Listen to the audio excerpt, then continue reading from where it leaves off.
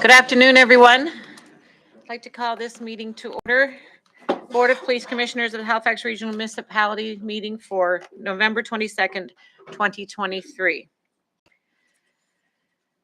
I'd like to recognize the Mi'kmaq. The Halifax Regional Municipality is located in Mi'kma'ki, the ancestral and traditional lands of the Mi'kmaq people. The municipality acknowledges the peace and friendship treaty signed in this territory and recognizes that we are all treaty people. Please be advised that this meeting will include an approximately 15-minute break at 6 p.m. this evening. We're scheduled for a long evening. We want to make sure we have some form of a break. This meeting is a continuation of our previous meeting for public engagement. And so a speaker's list has been prepared by the Office of the Municipal Clerk, and any person wishing to speak must provide their name and community of residence. If you are speaking on behalf of a group, you'll need to indicate the name of the group you represent and the speakers on the speaker's list. If you've spoken before at a previous meeting, as the chair, I have the discretion to determine if there's an opportunity to speak again, but it will only be after anyone who has not had the opportunity to speak. We don't want to get in the way of that. And it will depend on the time frame, if it's within the allowable time that we've planned for this evening. Each speaker shall be given 5 minutes to address the topic. The clerk will show you a sign when you have 30 seconds remaining and when you have concluded. Keep your comments respectful, on topic, and directed at the presiding officer, which is myself. This is not a debate of points of view expressed by other speakers. There will be no back and forth between the public and the commissioners, and commissioners will not be answering questions that you put forward. If questions are put forward, it is a commissioner's prerogative to ask a question through our debate, should they see fit. No applause or any other expression of emotion, inappropriate language, outbursts, or criticisms aimed at individuals or groups will be condoned in this meeting, and no signs may be displayed in the meeting room. This meeting is scheduled to end at 9 p.m. Written submissions regarding Halifax Regional Police's 2024-25 operating budget framework can be sent to the clerks@halifax.ca for circulation to the Board of Police Commissioners. And with that, we can now proceed with our agenda. Are there any community announcements from commissioners? And then we'll need approval for the minutes, but we have none for approval this evening. Approval of the order of business and approval of additions and deletions. And Hi, Chair Kent. Chair Kent, there's no additions or deletions to tonight's agenda. thank you.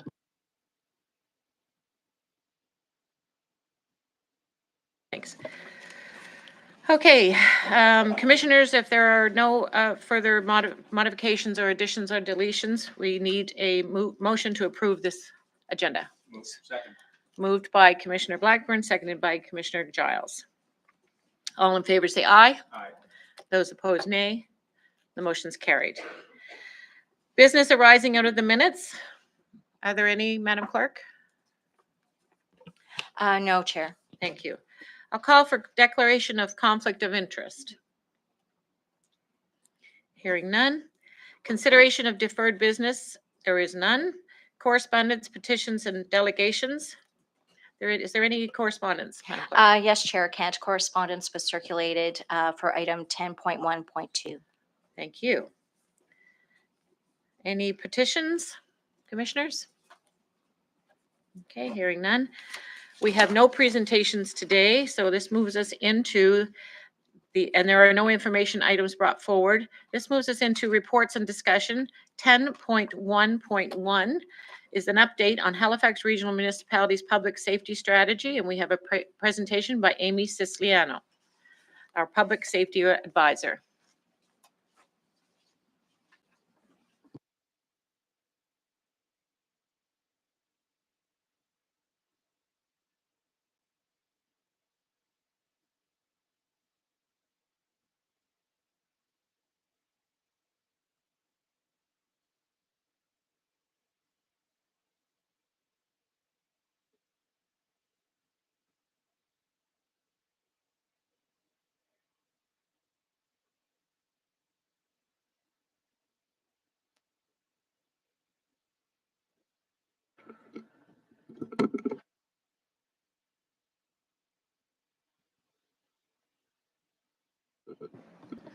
While Amy's getting ready, I'll just. Test. Oh, there we go.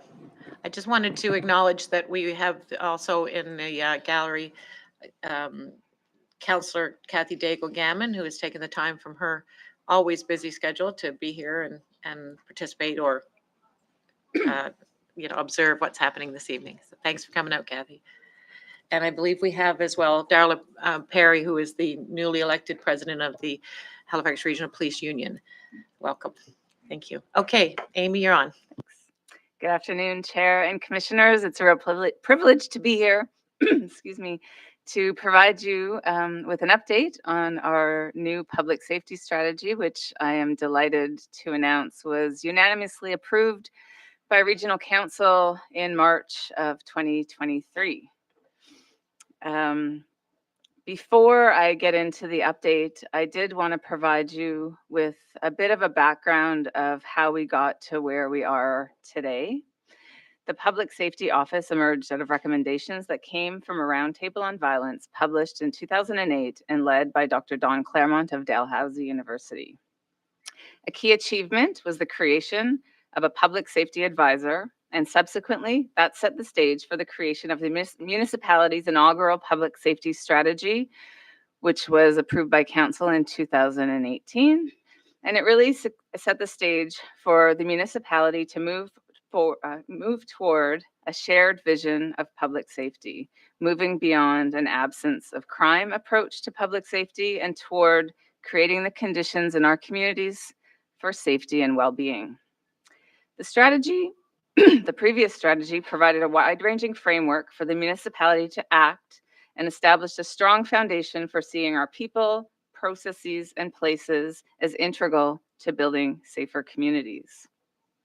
It demonstrated the most important role the municipality plays in creating the conditions for safety is building relationships with community and sustained investments in upstream programs, services, and initiatives.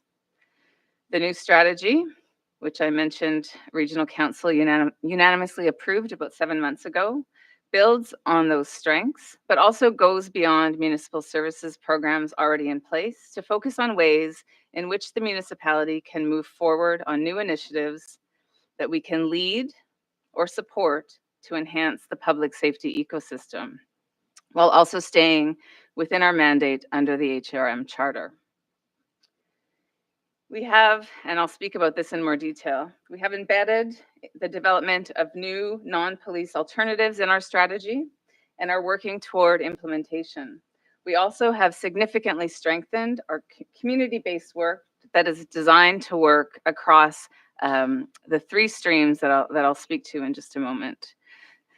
So under Section 2 of the Charter, HRM has a legislative responsibility to develop and maintain safe and viable communities. And there's three ways I like to think that we do this. The first is through upstream intervention. So this is about direct services, programs, and policies that really enhance the protective factors that strengthen individual and community resilience.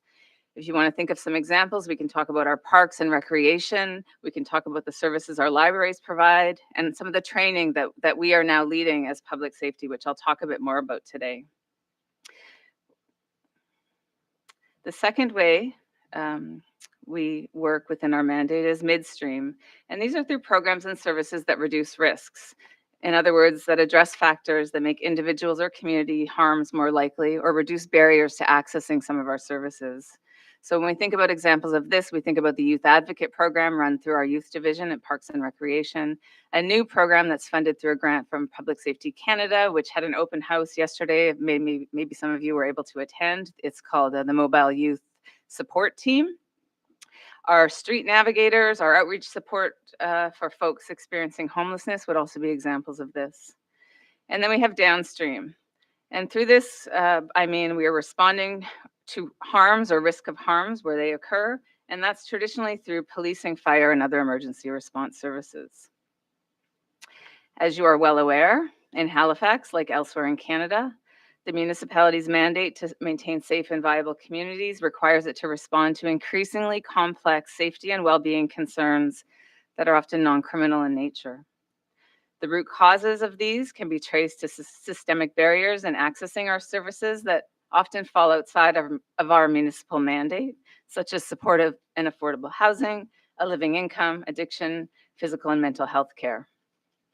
These barriers are often exacerbated by racism, poverty, misogyny, and other forms of marginalization.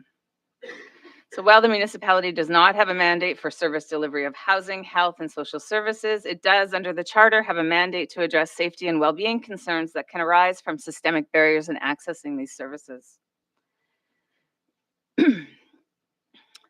And we find ourselves lacking a spectrum of downstream and midstream options that would enable us to respond to the complexity of safety concerns we are mandated to address.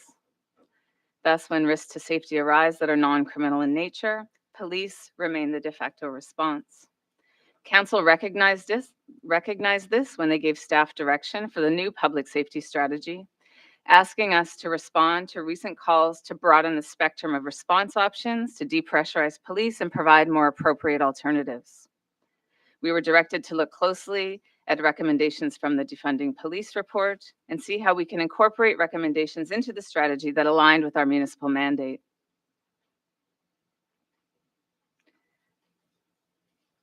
Okay, I'm going to get into it now. So the new public safety strategy has 3 action areas, and it's really about strengthening and broadening the toolbox as it relates to our mandate upstream, midstream, and downstream. And the strategy is operationalized through the 3 action areas that you see in front of you. So community-led public safety leadership is the first action area.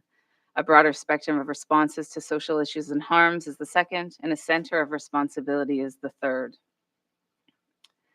I'm actually going to start with the third action because I think it's really important, because this was foundational to the work that we've been able to do subsequently. So when Regional Council asked us to renew the public safety strategy and build up the toolbox, we knew that in order to do that effectively, we needed a solid foundation to do this work from.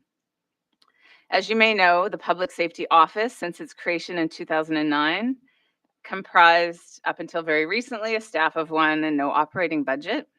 Since the approval of the previous strategy, we grew modestly from external grants and some core funding, and by 2022, we had grown into a team of 3.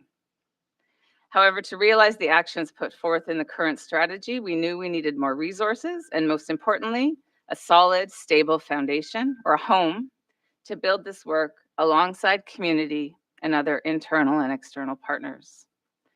So this is action area 3. And since the approval of the strategy earlier this year, we have created and hired new positions to build our capacity to move actions forward alongside community experts to advance shared goals. And I have on the screen some of the new positions that have been created and are in place or coming in place very shortly, that have happened just since April. And alongside that, some of the new or renewed partnerships that we've developed to move this work forward.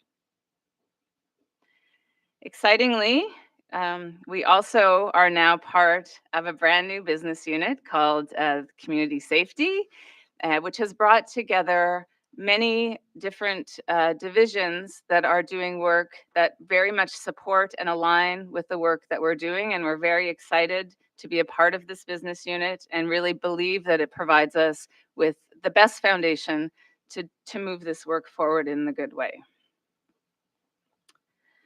So I'm back to action 1 now, community-led public safety leadership.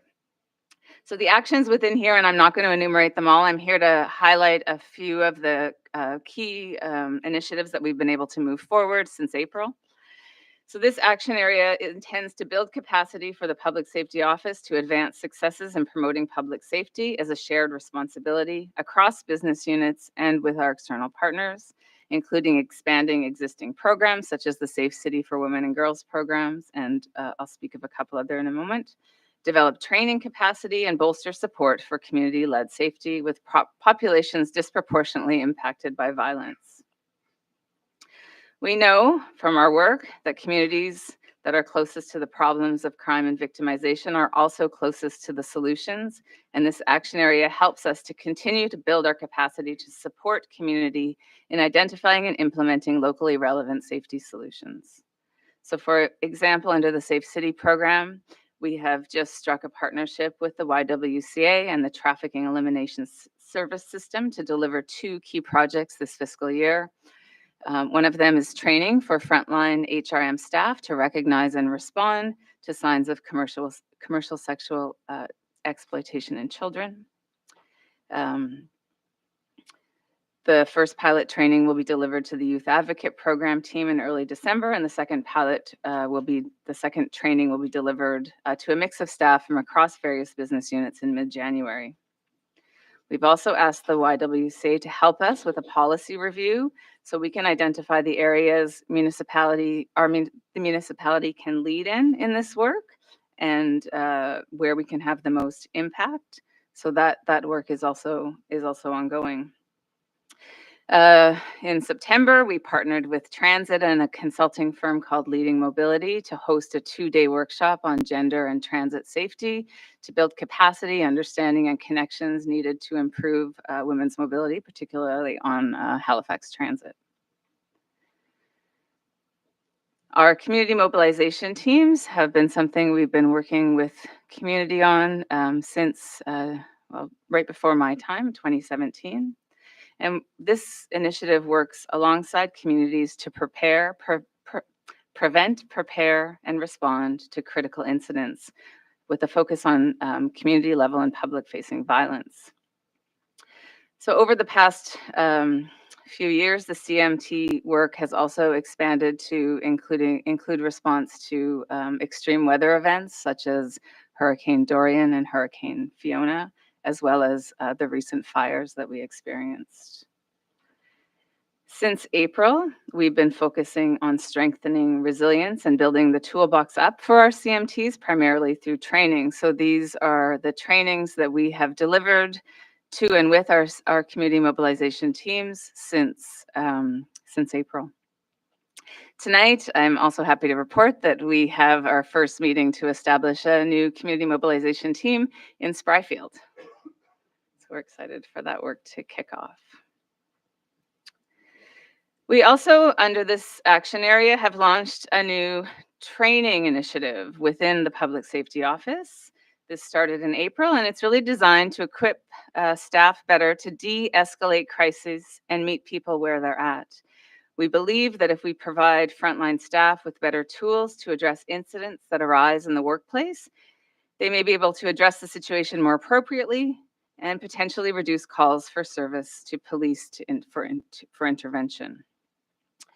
So the training that we've started with is Nonviolent Crisis Intervention Training. It's fully accredited through the Crisis Prevention Institute.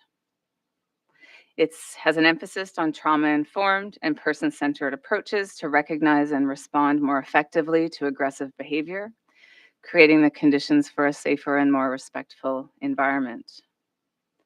It builds up employee resilience through de-escalation and behavior management training to safely prevent and manage disruptive behavior, emphasizing the importance of early intervention and non-physical methods. Ultimately, the goal of this training is to cultivate a broader culture shift within the municipality to promote upstream trauma-informed approaches to community safety and well-being. We are very interested in measuring the impact of this program, and so we've hired an external consultant from Claremont Institute for Community Safety at Dalhousie University to work with us to understand the process and impacts of this training on our staff so that we can learn from this new program. I'm delighted to report that since April, we have trained 123 HRM staff, and as well as some elected officials. I think their training was yesterday. So the divisions, excellent. Thank you so much, Commissioner. The divisions that we've worked with in this training is housing and homelessness, ferry operations, transit, employee relations, counselor support, regional council, the legal and legislative office, the CAO's office, and bylaw. And I just found out tonight, our next training session in December has a wait list. And so this is something that's really, really resonating with HRM staff, and we're very excited to be offering this. Okay. The second action area, primary focus is to address some of the gaps that have been identified in the municipality's mandate to create safer and viable communities. As I noted, Council directed the municipality to consider potential civilian delivery of certain non-core police functions and broaden the spectrum of response. To guide the development of these new approaches, we need to establish sufficient administrative and program delivery capacity, which we are starting to do, to realize this future state with a broader, fully integrated spectrum of response. And I'll speak to that in just a moment. But I also wanted to note that in this action area is also the development and implementation of plans to address the impacts of violence on youth, with the focus on trauma-informed peer support approaches and supporting better service integration and coordination amongst youth service providers. So as I mentioned, just yesterday was the open house for a new program that we're funding through a grant we received through Public Safety Canada called the Mobile Youth Support Team, and I have some material here if you're interested in learning more about that. It's a 4-year pilot project with Halifax Recreation, and its goal is to provide brief intervention services to youth across the municipality while connecting and engaging with them in community centers. It's also intended to identify ways in which we can make our spaces more safer and welcoming for youth. Another initiative that we are just kicking off is a partnership with the Community Y, and what we're doing, and this is led by Public Safety and the Office of Diversity and Inclusion along with the community partner, is to create a community asset map of culturally responsive services and resources for newcomer youth who may experience harm from violence. So this is including responsive mental health services, practitioners, cultural leaders, faith-based supports, and other formal and informal resources related to healing from harm and violence. The work is also going to include some recommendations on how we as a municipality can better support local service providers on a more coordinated and collaborative approach to violence prevention and intervention efforts for newcomer youth. We're also kicking off a new project with the Richard Preston Center for Excellence. And this is going to be done with Public Safety and the Richard Preston Center. And it will be focusing on monthly support groups for communities more impacted by violence. There'll be drop-in sessions where community members can attend, learn, and have discussions around various topics, and also be invited to register if it's appropriate for them, a closed session that would dive deeper into the topics of trauma and learn how they can be supported on their healing journey. So this slide here is an illustration to help you visualize how we are working toward the development of net new services that can help provide more appropriate responses to some of the issues that I spoke of in my introductory comments. So we are looking to establish a community-based mental health crisis response. We are right now, I sit on a working group with the Office of Mental Health and Addictions, Nova Scotia Health, community organizations, and the Department of Community Service, who together we've been exploring options for implementing short-term and long-term community model that can work together to improve mental health and addiction outcomes for Nova Scotians. We are also working on the development of a mobile outreach and transportation service. One of the staff that will be joining us in December will be leading that work. And the idea behind that particular service is to provide an option for folks who may be sleeping rough or street involved in the community and need to access outreach support or transportation service to or from places such as shelter services, hospitals, or other service and support providers.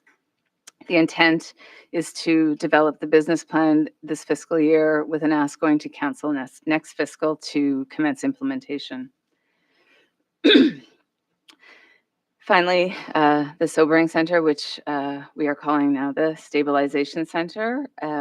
This, as I've spoken to you about before, is an alternative to the prisoner care facility for folks experiencing public intoxication. We have funding in place.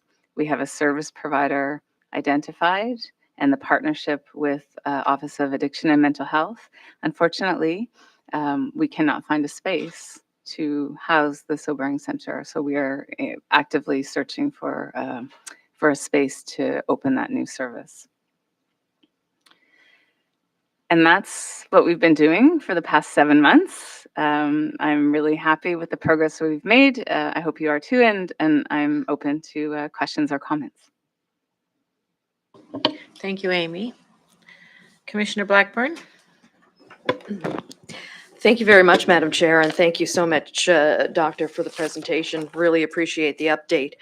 I just have 2 questions. The first one is, how much of your work is grant dependent? You go back to the slide with all the initiatives that are coming online. And you did mention a couple of initiatives that are going forth because of grants. And I guess, my biggest concern, and I think it's born out of history, because since my time on council, there have been so many great initiatives that started with a grant, and usually the grants come from other orders of government, and then the grants dry up and blow away, and the program or the project is incredibly popular, and then all of a sudden at HRM, we find ourselves having to scramble to find the money to make it a permanent thing. So, I'm just kind of worried that a lot of these initiatives that are moving us forward in ways that we never dreamed of, even, 2 or 3 years ago, will disappear if the grants disappear. So that's question 1. The second one is the Mental Health Crisis Response Service. Any of those staff that will be, assigned to that, do they have the capability or the ability to sit with patients in hospital, mental health calls, that type of thing? Or is that work that can only be done by sworn officers? Thank you. Thank you for the question, Commissioner. Am I still on here? Yeah. In answer to your first question, it's a great question. That's something that I thought deeply about when we accepted the money from Public Safety Canada and when we were developing the strategy as well. And I think our approach to that is that we are developing initiatives primarily through the grant that are capacity building initiatives that have the ability to build up our capacity and we bring us to a better place when that funding expires. Mm-hmm. There are some programs, such as the Nonviolent Crisis Intervention, that we are also doing a close evaluation of, so that we, along the way, can build up the case if the research demonstrates its effectiveness. We intend to build the case up that we would need funding for this to be core funded rather than grant funded. Okay. The second question, in terms of the budget, so the funding from Public Safety Canada is $3.3 million over 4 years. We're in year 2 of the funding, and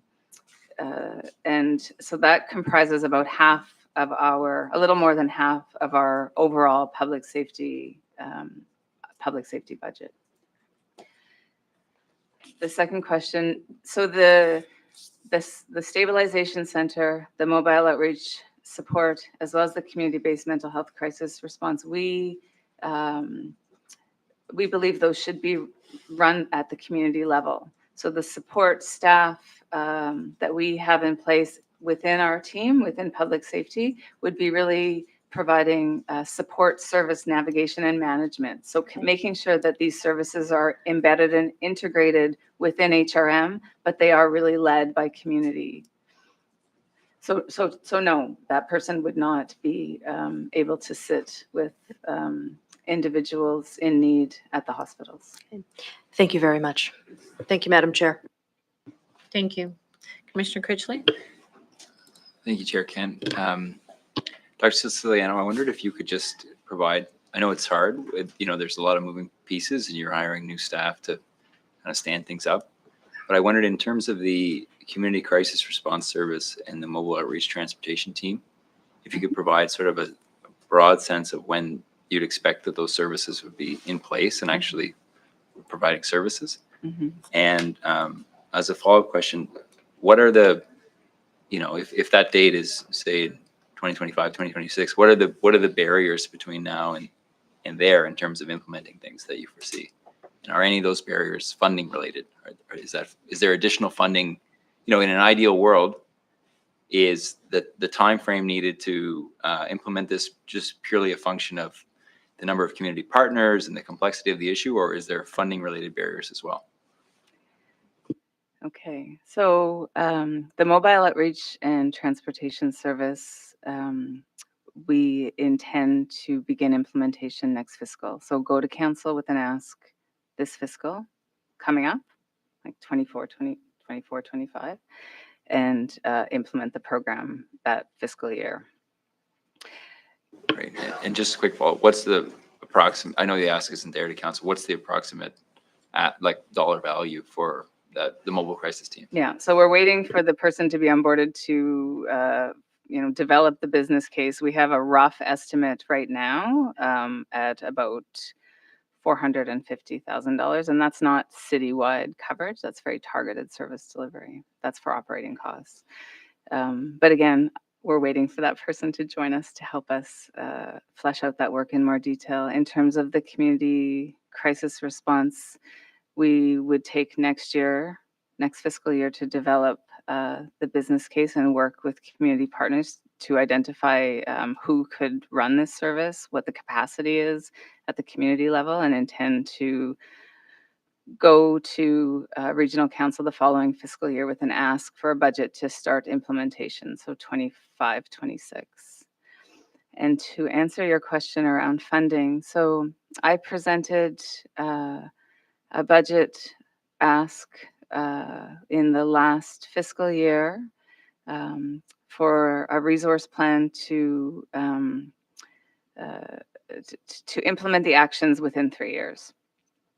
Council directed, I believe, all business units to go back and reduce the overall tax burden. So we were all asked to cut a bit from our budget ask. So the budget that I originally asked for was reduced, I think, by approximately 30%, which meant a reduction in about 8 positions. So we are working as hard as we can with the resources we have to move this work forward. Okay, one last follow-up question, if I've still got the time. What were those 8 positions and what were they supposed to do? They were meant to implement the various actions in the public safety strategy. So there was a manager of operations. I don't have all the positions right off the top of my head, but I can get you that information, Commissioner. An additional trainer. Yeah, I'll get you that information because I don't have them all off the top of my head. Thank you, Commissioner Giles. Doctor, I don't want to put you on the spot unnecessarily, and I'm grateful for the presentation, but I'm reading something from one of your publications under the grand heading, Guiding Principles and Assumptions. Halifax's public safety strategy is guided by a vision of a safe city where we can collectively create and continually improve upon the conditions that enable all of us to enjoy the highest level of safety and security possible. Several guiding principles and assumptions have shaped the development of the strategy and will continue to guide the work as it moves forward. Now, we've heard some happy talk about parks and libraries, And we've heard some jargon about toolboxes upstream, midstream, downstream, trauma-informed, consultants for this and that, building capacity, bringing us to a better place. But tonight, all of us know, and if we don't know it, we bloody well should, that hundreds of people are going to be living outside when it's going to be between -6 and -10. And it's supposed to be worse tomorrow. And the hundreds that there will be tonight will probably be joined by a dozen or a couple of dozen more tomorrow. So when are we going to stop talking and actually put the means and methods in place to make sure that the enableization of all of us to enjoy the highest level of safety and security possible really does mean all of us? Or as Sully said when he was responding to the inquiry about why he landed a plane on the Hudson River, can we all get serious now, please? Because it seems to me that the talk is great and the development of the programs are great, but people are still living outside when it's -6. So Commissioner, to answer your question, I think I would invite you to come and meet and talk with the people that we do work with. I recognize that we're in a crisis and it's very difficult to address all of the things that we are faced with in our community. But I strongly believe in the work we're doing and the impact that it's having in the community. And I would invite you to come and see firsthand the work that we're doing, because it certainly is beyond talk. Will you tell me when I can have that? Okay, wonderful. Thank you. Commissioner Yakandojo? Thank you very much, Doctor. I first of all want to thank you for the initiative. I just want to follow a little bit with Gavin's statement. Mine is, are we still at the strategic stage? When is the implementation? That's my first question. It's very similar to what he's asked, but I just want to understand that the funding you have now, which is basically described as a grant, is it meant for this to create the strategy, the public safety strategy? When are we getting into full implementation of the whole strategy, just not one? Because for me, I think it's a wonderful, wonderful strategy, but we need to know when will implementation start. That's question number one. Number two, does the funding include communication? Because honestly, not everybody in the public understands what great works you're doing. How are you communicating this? Are you creating that communication awareness to the public of what is about or what you're doing and what we're about to get? Thank you. Thank you for the question, Commissioner. So we have started implementation. I tried to provide you with a very high-level update of the work that has started since we received approval and funding for the new public safety strategy, which was 7 months ago. I recognize that a part of this work, which to be fully implemented, the strategy needs to be fully resourced, and we're in the process of onboarding several staff that will help advance the strategic outcomes. The work that we do is also very much at the community level. And so we work alongside community, and a part of that work alongside community is also building relationships and trust with community. And that is sometimes difficult to see on a slide deck, but it exists and it's real. And it takes time. And I think the other point that I would make is that when you work in primarily upstream and midstream, so prevention and intervention, sometimes it's difficult to see the results of that work because you're actually preventing things from happening. So we like to think that the work that we are doing with community, and I don't think that we just think that, we know that the work that we're doing with community often prevents a call to police. And so the things that we do in some ways are invisible because they're not showing up in police reported crime statistics. Building resilience and capacity alongside community is work that is difficult to quantify and enumerate. But change is happening, and I recognize fully that the situation that we find ourselves in the crisis situation around homelessness and around mental health, is not, we're not meeting all of the needs of community, but we are doing our best within the resources that we have to move the work forward.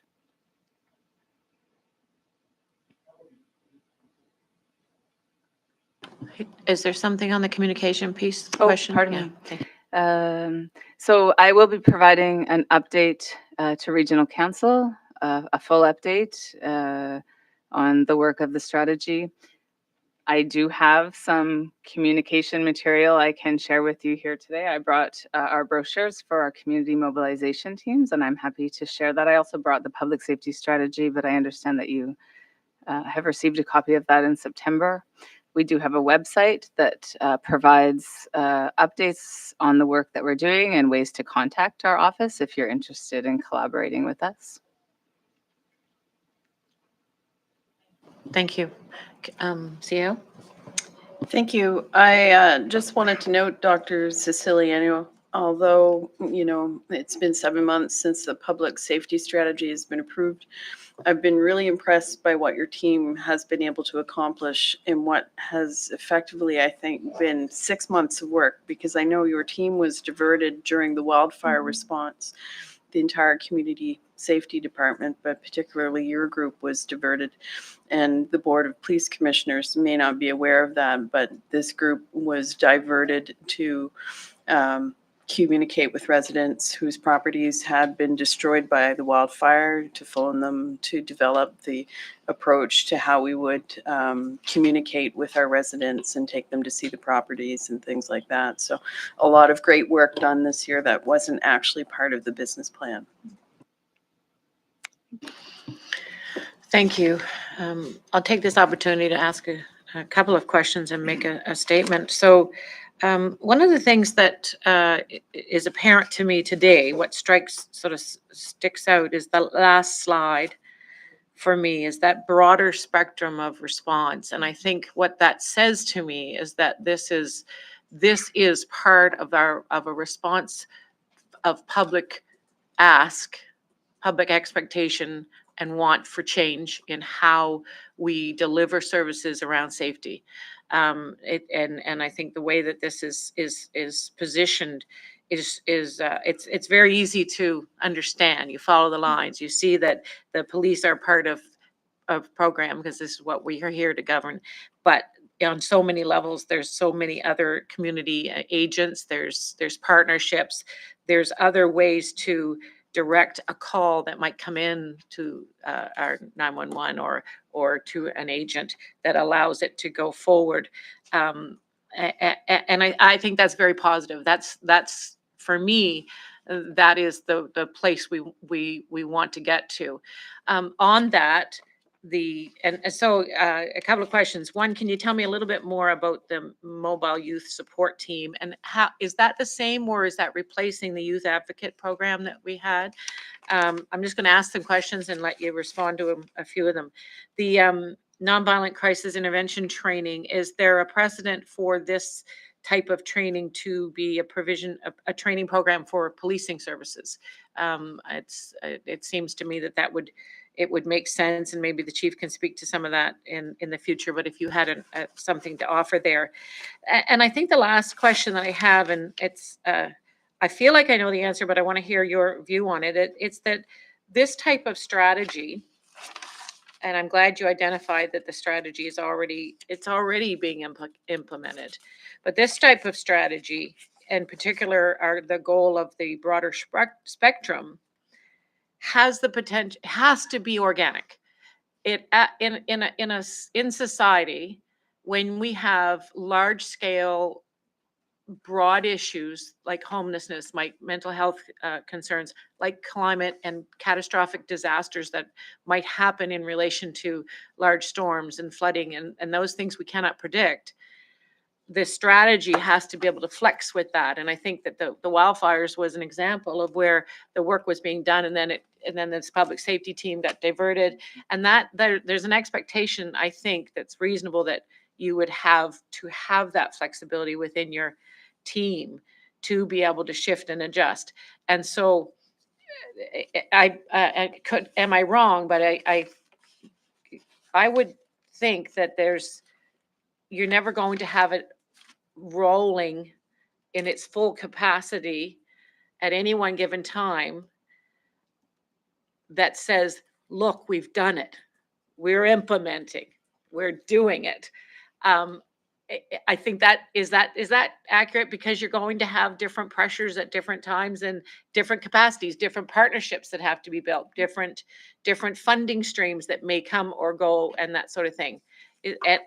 My last question is, how much of the work that you feel we can do, continue to bring forward, rely on provincial collaboration, rely on that federal element, rely on very specific community agents to be a partner? The municipality is often looked at to be the fixer of a lot of these things, when in fact, a lot of this type of effort does rely on some of the other players. So I think there's 4 there. Some are easy, some are not. Okay, thank you for the question, Chair. The Mobile Youth Support Team is a new service. It's not replacing the Youth Advocate Program. It's meant to complement the Youth Advocate Program. We know from the work that has been done at the community level and also in Parks and Recreation, the Youth Division, that there's gaps in services for youth, and there's often services available for youth that they have challenges connecting to. And so this team, it's a team of 2, is working in our community centers to bridge gaps, help young people connect to services and supports when they're in crisis, and provide one-on-one short-term counseling to help address mental health and other health concerns that these young people will be facing. So it's meant to complement the Youth Advocate Program. Thank you.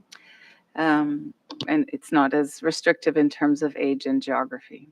So it's a little bit more expansive, but there's only 2 youth.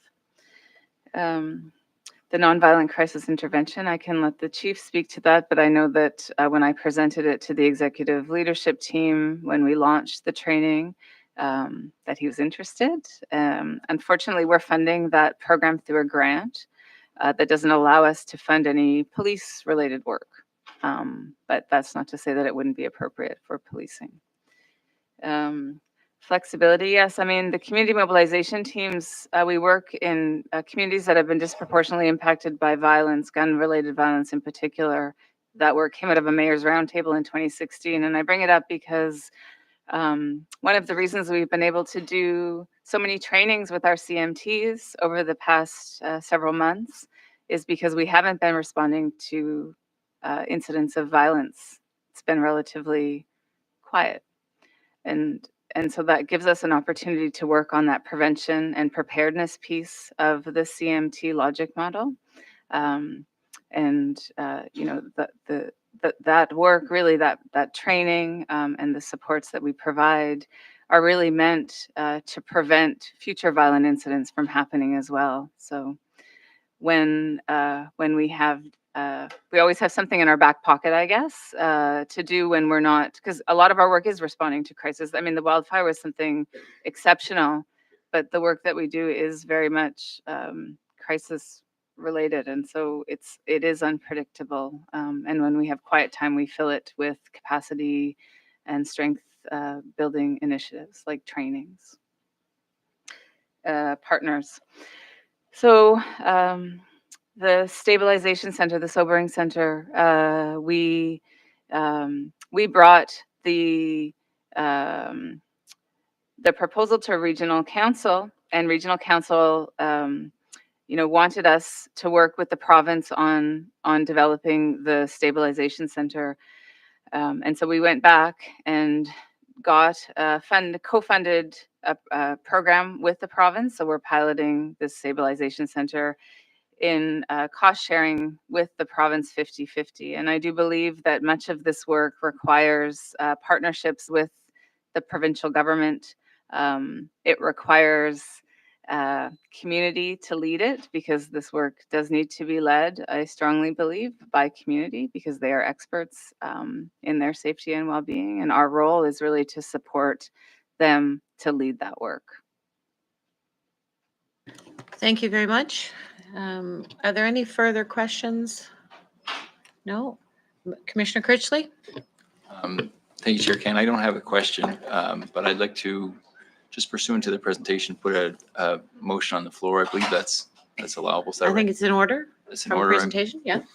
Mr. Wallace here. I mean, you can correct me. No. Yeah. Lovely. So Amy, sorry, apologies, Dr. Siciliano. I think the work that your team is doing is really laudable. It's very clear that, your implementation is already there. And I think, like the chair said, it's really a moving target, right? As you do more additional consultation, you develop additional partnerships. The needs of communities and interests of communities are identified. Obviously, what you're doing is adapting to meet those needs and interests. But I think what's clear to me is it's a concern if you don't have a full staff complement to support that work. I mean, particularly important for this board is the work around alternative responses, and particularly around mental health crisis. We've been dealing with this.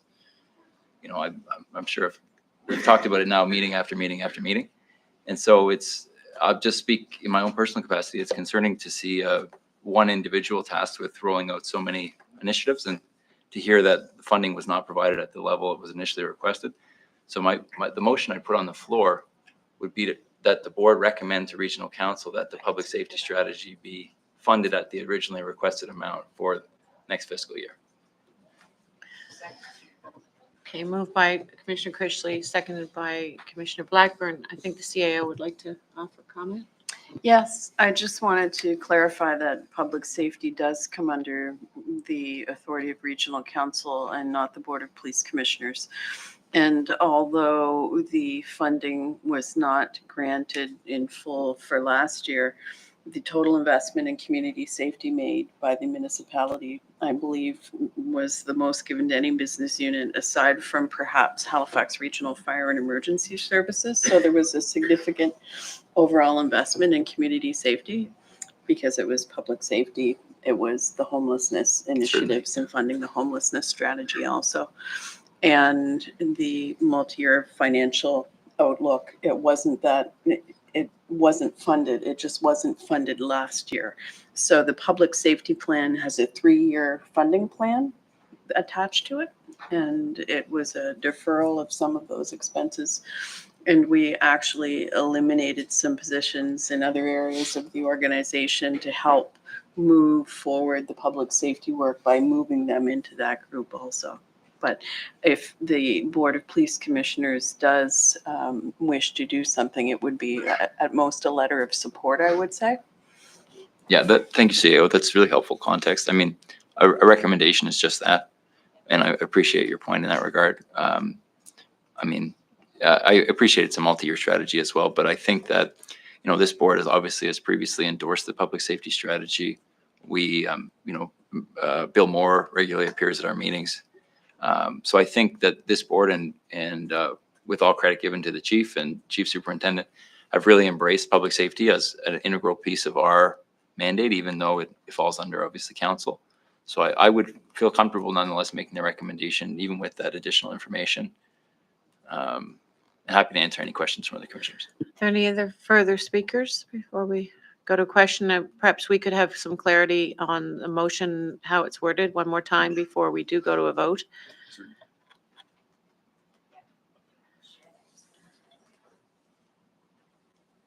you want to speak? No, I just want to thank the CEO for providing that clarification because, like Harry said, this is very, very big in our hearts. And we're happy to see that some actions are going on. And thank you again for your presentation.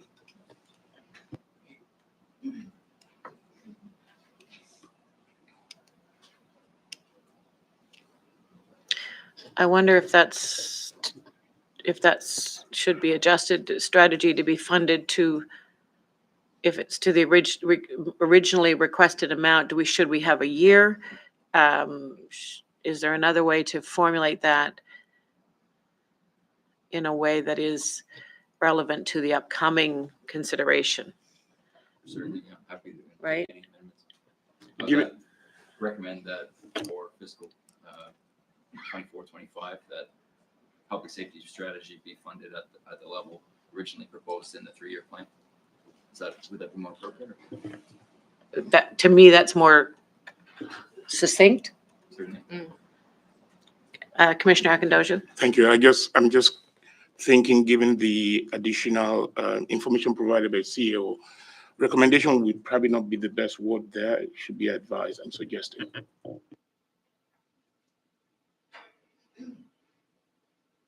Oh, sorry, the word recommended should be.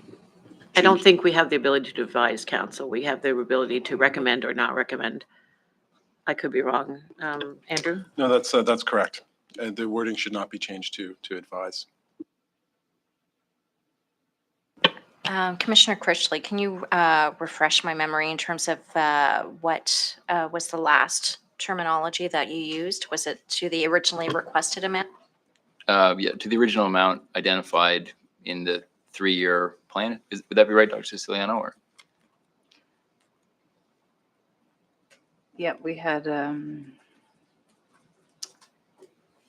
8 positions coming in the second year, and I believe none in the, so it was like 8 in the second year over 3 years. Okay, thank you so much. Could I speak to this? Yes, please. I would caution the Board of Police Commissioners in terms of recognizing that your role is to endorse or express support. Ultimately, it's going to be up to council to review the ask, because we need to be very careful about not taxing residents for things that we cannot deliver next year. So, for example, if we don't think there's any hope we'll get a space for the sobering center, or if we know the ask is for 8 FTEs, but 4 of them are going to be very hard to recruit and we'll only be able to get them for the last 2 months of the year, we don't want to build them into the budget for a 12-month period and tax our residents more than, is appropriate. So I would caution the Board of Police Commissioners from straying too far into the work of the municipal budget. Certainly. Thank you, CAO. And I think in general, the idea of this motion is in order.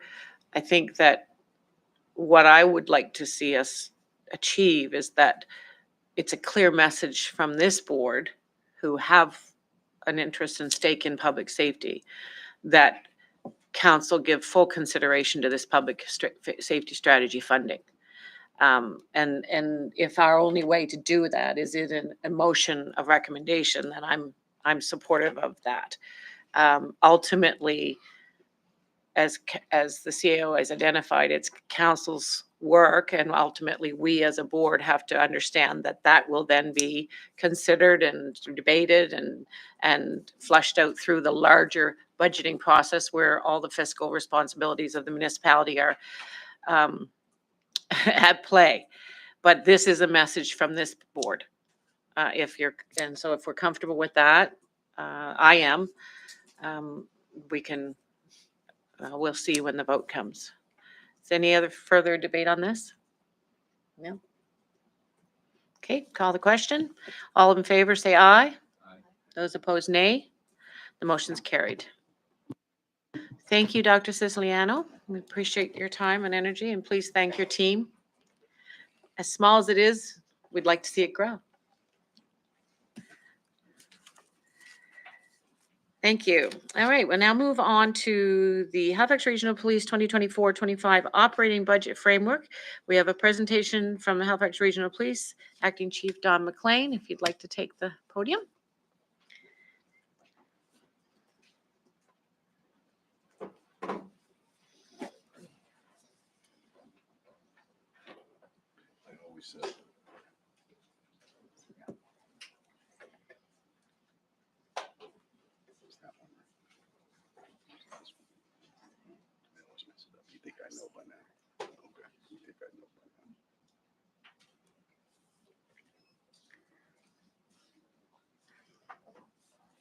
We good? Good evening. Good evening, Chair, Board, members of the public that are here this evening. First, I want to commend Dr. Siciliano for her presentation this evening. I'm going to echo Commissioner Critchley's remarks in terms of, I do believe they do laudable work. I think it's very important to the overall public safety strategy of the municipality. And certainly, so when you talk about the community mobilization teams, I remember having involvement with that at their inception back in the days and the work of our CROs. You mentioned the Community Y. I've said it before as I sat here, I'm a product of the Community Y. I wouldn't be here without the Community Y, so it's very good and heartening to see their involvement in your programs. The nonviolent crisis intervention is something that I've taken to my human resources team to look at to see what the synergies are for our involvement. And certainly, and I've said it here before, and I'll say it here again, I 100% the concept of a viable alternative to mental health response in terms of whatever that looks like. Certainly, I think I don't think there are either or solutions. I think there are collaborative solutions, I think, going forward, but I do believe that's extremely important for where we need to get to. And certainly the stabilization or sobering center, like, again, something totally support in terms of from a policing perspective. I've been here before. I'm back. It's almost like a little like Groundhog Day to a certain degree in terms of, so you've heard this presentation before, but I've condensed it down to be quick because I know there's more important things to hear from tonight rather than me. Certainly,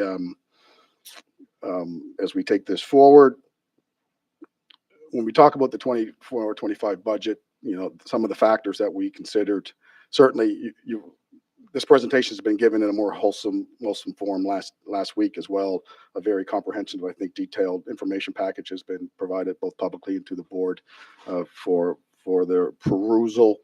But if we go through them quickly, we talk about the extraordinary growth of population in HRM.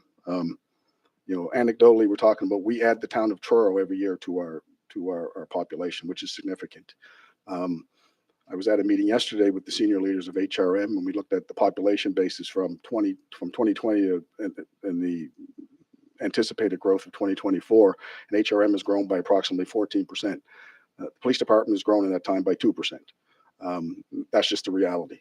The increase in emergency events, we talk about large-scale gatherings, we talk about protests, we talk about climate-related issues. I live very close to where the fire started, so I know all about them. So these are things that actually have impact on our services, and certainly Chief Superintendent Christie can attest to that in terms of his folks. There has been an increase in police-reported criminal activity over the last bit of term. That's in your package. An increase in the average time spent on calls. Going back to 2015, there is on average now an extra hour spent on calls of our members that go to them for various reasons. Extrapolated over 100,000 calls, that's 100,000 extra hours in terms of police involvement. And then leading into that is the effect on the decreased proactivity in communities. And I think that's extremely important. And that leads to the leveling of calls for service. That's the people you see in your community that are walking around doing foot patrols, stop and walks, motor vehicle enforcement. That's the proactivity piece. We're talking at a high in 2017 of over 45,000 to underneath 15,000 last year. That's a significant drop. And lastly, and certainly not least, but recruitment and retention challenges in policing that we've spoken of, relating to a myriad of reasons, and how that directs and correlates to member wellness. the themes that I spoke of with, I think that I was 2 days in the job when I presented these themes. Thankfully, the things I've spoken of since have actually fallen into this. So so that's actually good in terms of, but, and you can see for yourself in terms, I don't think I have to read them out anymore, but these were the themes that we tried to, expand on in our proposals. And as well, there was an underlying theme of my priority, because if everything's a priority, nothing's a priority in terms of frontline response was extremely important to me. That was something that I've heard, and that's extremely important to me, and it relates to all of these issues. The proposed 24-25 budget has components already built into it in terms that speak to contractual obligations that need to increases around compensation, facility leases, costs for goods and services, and revenue adjustment. Couldn't hear me? Oh, there you go. You must have been too short. So that usually doesn't happen for me because I'm not very tall. So in terms of adjustments to revenue opportunities and cost recoveries from previous year experiences or future expectations. The net operating budget in 23-24, so the year that we're in right now, was 92,345,000 when you put in the compensation at the revenues. For next year, the proposed 24-24 budget is 96.7, which is an increase of 4.3, which is related directly to those contractual obligations around compensation, facility leases, all those different things I spoke of. Of note within this is the body worn camera coordinator position that we spoke of, which is now funded at $100,000, which is roughly an inflationary adjustment over the last few years. As we all know, 92% of our budget relates to compensation and benefits, 8% is to operating expenses. With the proposed service enhancements for next year, that would increase to 98.1 million, an increase of 6.3% or 5.7 from the 23-24 budget. And as the CAO spoke to, those costs actually are prorated in terms of taking into effect that we know this would not occur in April, in terms of it's prorated over a half-year period.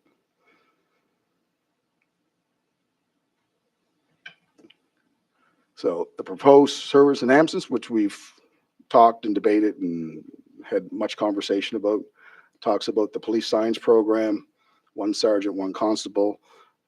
We do it now with people that we borrow from patrol mainly.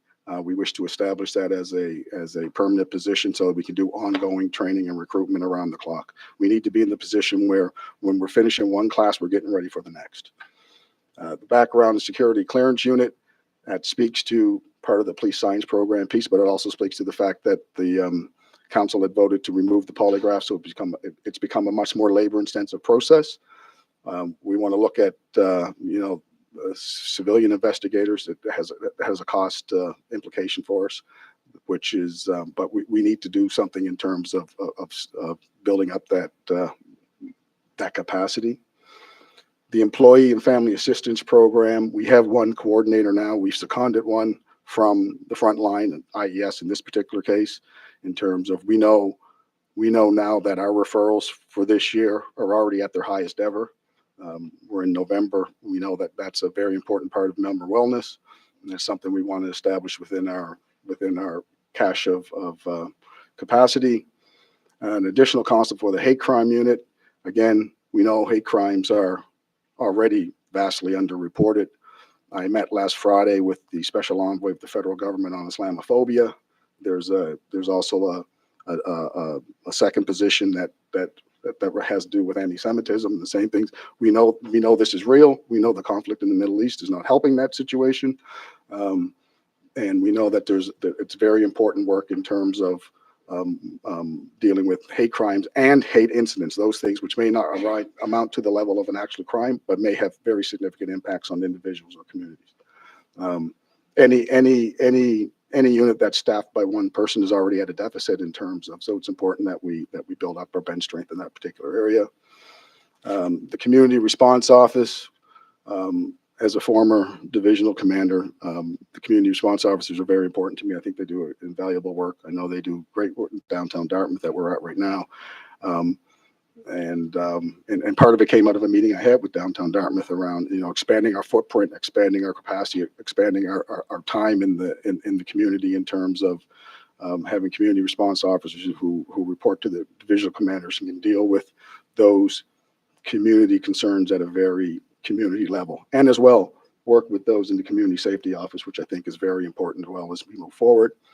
And certainly last but not least, 12 constables added to the patrol division, first and foremost to augment the patrol division in terms of relation of going to calls, going to the myriad of things that they do, the protests and all these other things. But in terms of, we're staffing at this particular time through overtime on a regular basis. We have to do something different. It's not sustainable.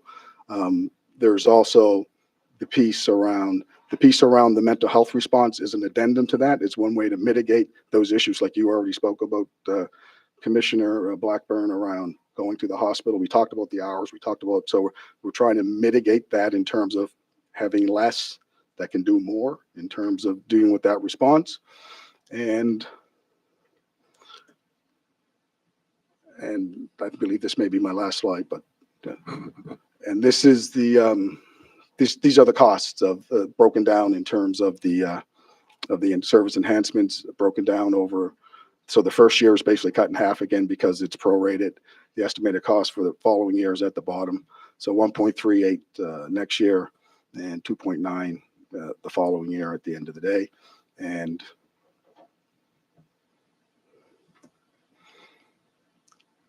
again, that's the in conclusion, the numbers I talked to, the increase of 4.8%. It's already built into the budget. Would be an increase of 6.3% with the service enhancements, and going forward for the following year, it would be up to 8%. And these would be required to improve our operational and organizational support. And I believe that's it. Thank you, Chief. And with that, we will now proceed with our public engagement piece for this meeting. Public consultation this will be again, a reminder, this is a continuation of that held on October 25th. Speakers can participate for a maximum of 5 minutes. After everyone on the list has been given an opportunity to speak, I will call 3 times to ask if there are any additional speakers. As a reminder to those watching, there is no deadline to speak in person as long as you are present in the chamber now. And we have, how many speakers at this point, Andrea? 38. We have 38 speakers. So any member of the public who is registered with the clerk's office on this matter will be given 5 minutes. I'd ask that you when we call your name, you come to the microphone, and I'll name the first, second, and third in a row. And the first, please say clearly your first name, your last name, and the floor will be yours for 5 minutes. So I'd like to call the first speaker being Natasha Hines, who is representing Wellness Within, followed by Rachel Dara and Kristen McDonald.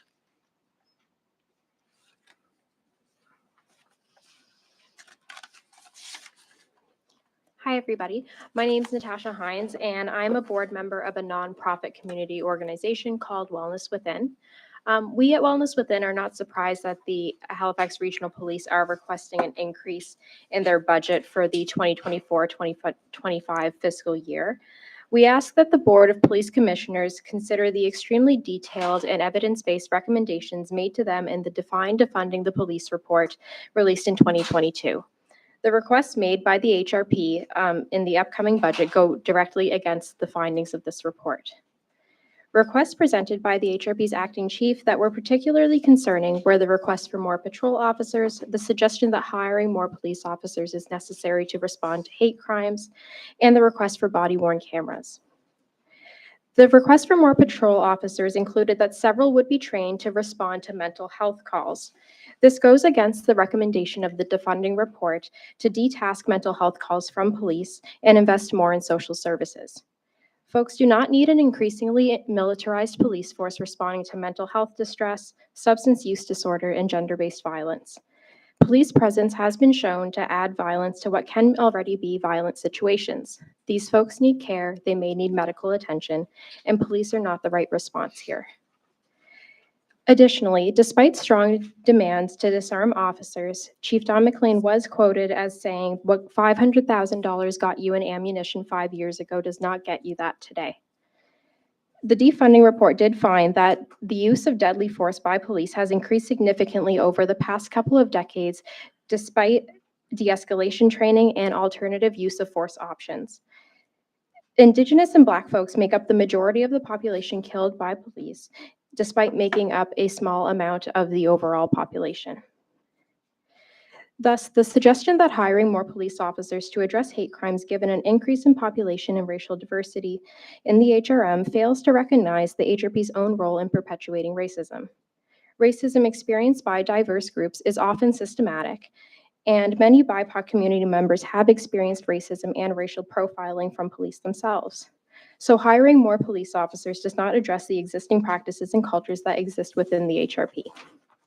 Lastly, body-worn cameras are also shown to not alter police behavior or use of force, and the defunding report recommends against the allocation of funding for them due to their inefficacy. If body-worn cameras are meant to promote transparency amongst police forces, what these brief moments fail to capture is even more significant. They do not capture the state violence that racialized communities experience, which expose them to police brutality in the first place. And these brief moments captured on camera may be used to dismiss accusations of racial profiling in the absence of overt use of racially offensive specific language or demonstrations of explicit racial motivation. Body-worn cameras may be attractive to police not only for what they render visible, but also for what they will not see.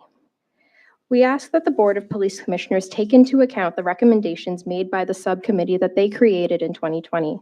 And we also ask what recommendations have been implemented already. Thank you, everybody. Thank you, Natasha. Now call Rachel Dara, followed by Kristen McDonald, and then B. McGregor.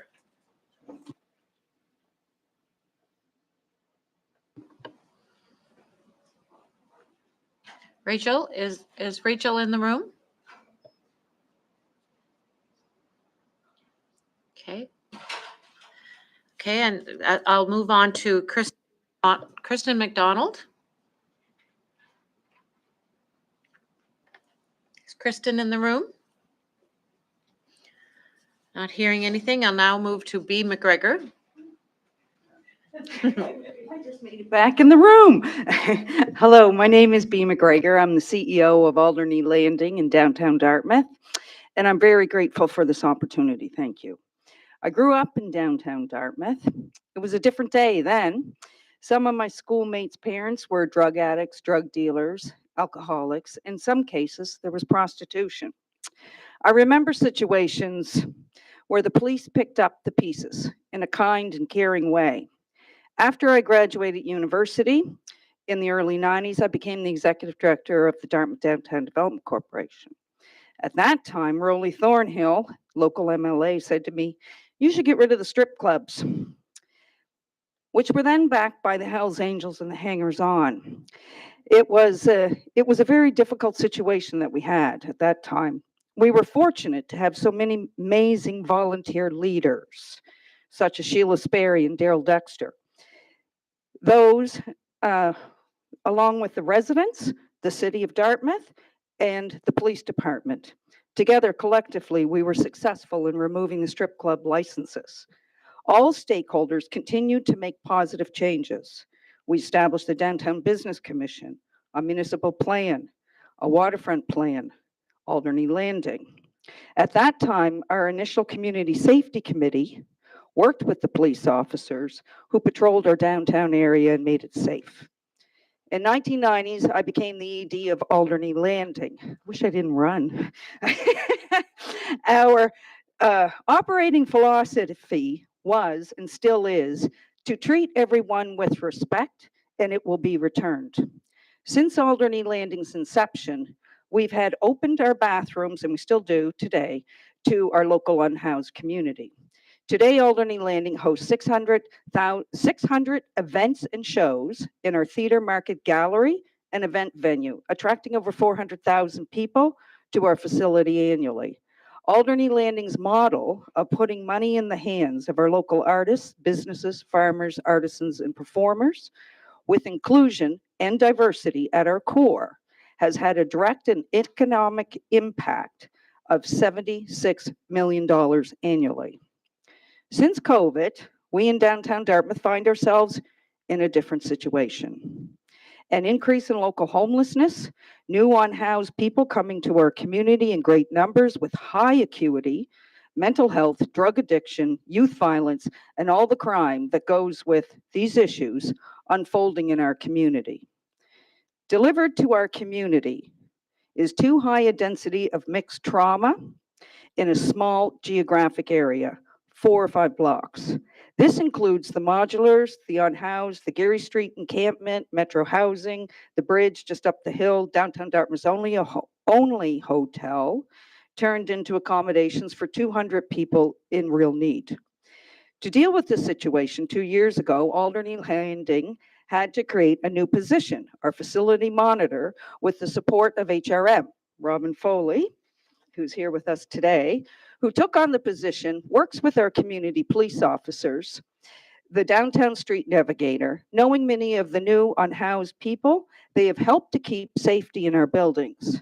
2 years ago, an example of their success that Robin and Constable Ian Walsh, our community police officer, were able to help 8 youth get off the street, enrolled, and the officers took the time to do so, to put them into courses and help them advance and create stable situations.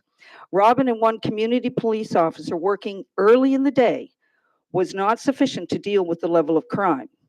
Alderney Landing today continues to support and elevate all members of our community. For example, through the donation of the Craig, we raise $60,000 to $90,000 for Canadian mental health. We donate $23,000 this year to people in need through our market dollars. We donated $3,700 to Margaret's House through our Rock the Harbour Festival and $7,000 to the Progress Club for their programs. Last spring, as crime was increasing, I was constantly worried about the hundreds attending our facility, and in particular our theater, as youth were setting fires in our adjacent buildings. I worried about the homeless people being continually beat up, the swarming of residents in this area, and the assaults of visitors. We urgently needed immediate police support. Because of our plea for police support, HRM Corporate Services hired extra duty police officers in April. At first, 1 police officer was hired, but due to safety concerns, 2 police officers were required. This extra duty policing showed results immediately, decreasing incidents from 5 to 6 daily down to a few a week in our vicinity. HRM extra duty police non-budgeted funding was exhausted by June. This was the time we were ramping up to have all of our big festivals, Ribfest, Multifest, Hollyfest, Rock the Harbour, Mother Goose, others. At this time, Alderney Landing's board recognized the paramount importance of hiring extra duty police and redirected our own funds to pay for Excuse- policing that we urgently needed. Excuse me, B, are you almost finished? You're out of time? Okay, so Wrap that up. I will say that crime lowered due to police, that we have seen consistent, compassionate caring from the police, that Alderney Landing doesn't have the budget any longer to be able to support it. We absolutely need increased policing. I hoped that that Libby, who is our volunteer of the Proactive Safety Committee, would be able to speak to the good work that we've been doing in the support of the presentations that came before us, which we are working with the Mobile Health Unit and others to make I can downtown Dartmouth encourage them better. to finish your remarks if we don't run out of it. I might have to take it from them though with your overrun. It's all good. Yeah, thank you. Now call Victoria Levesque, and then Ray Paul, and then Nancy Hunter.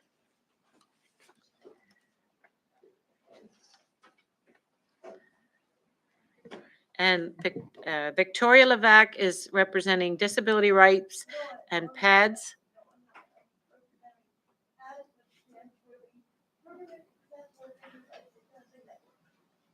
Okay, thank you.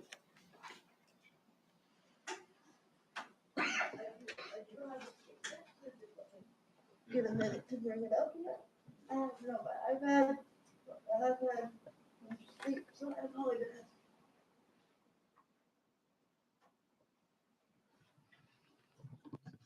Yeah, good. I'm good. Thank you.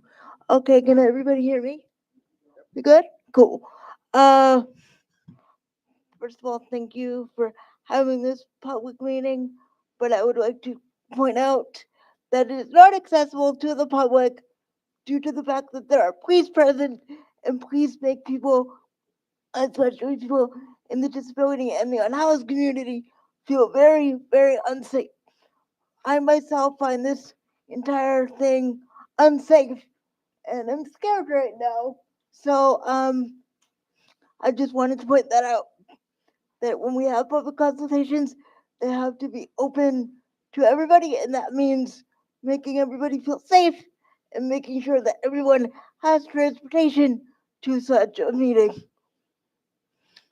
We at PADS would like to condemn in the strongest possible terms the increase to the police budget. As many people have stated before, police actually do nothing to prevent crime. What prevents crime is affordable housing, proper mental health care, and food security, and other strong social supports. Ensuring that everyone in our community is able to live with dignity and with humanity. Part of the reason the HOP has asked for an increase in this budget, from what we understand at PADS, is that they want money to send more officers to sit with people in hospitals who are experiencing mental health crises. They themselves have pointed out that they are not trained to help these people in these crises. It is our belief that this money that they are asking for would be better spent given to civilians to implement the public safety plan that, I'm sorry, doctor, I don't remember your name, Dr. Amy has very, succinctly pointed out. So give the money to them and not police and other organizations that support the unhoused. Police make nothing but trouble. They harm, they may not mean to, but they harm people. They do not prevent crime, and I myself and we at PADS feel that people in this city have been saying for year after year, please do not increase the police budget. If you truly wish to listen to the community, please do as we ask. Do not increase the police budget. I want to live in a community where we can all feel safe, and there are very many people, most of whom are not in this room because they're officers and they've had bad experiences with officers, so they didn't feel safe speaking today. So many of us have gotten together and they've asked for me to speak on their behalf, which I am, of course, here doing. So please, you meaning the Board of Commissioners, you say you want public consultation. The public is screaming at you right now. Please do not increase the police budget. These increases go against the Mass Casualty Commission as well as the defunding the police report. I urge you to listen to those experts as well as the members of the community and do the right thing by funding our communities and not cops. Thank you. Thank you, Victoria. Now call Ray Paul and Nancy Hunter and then Robin Tress.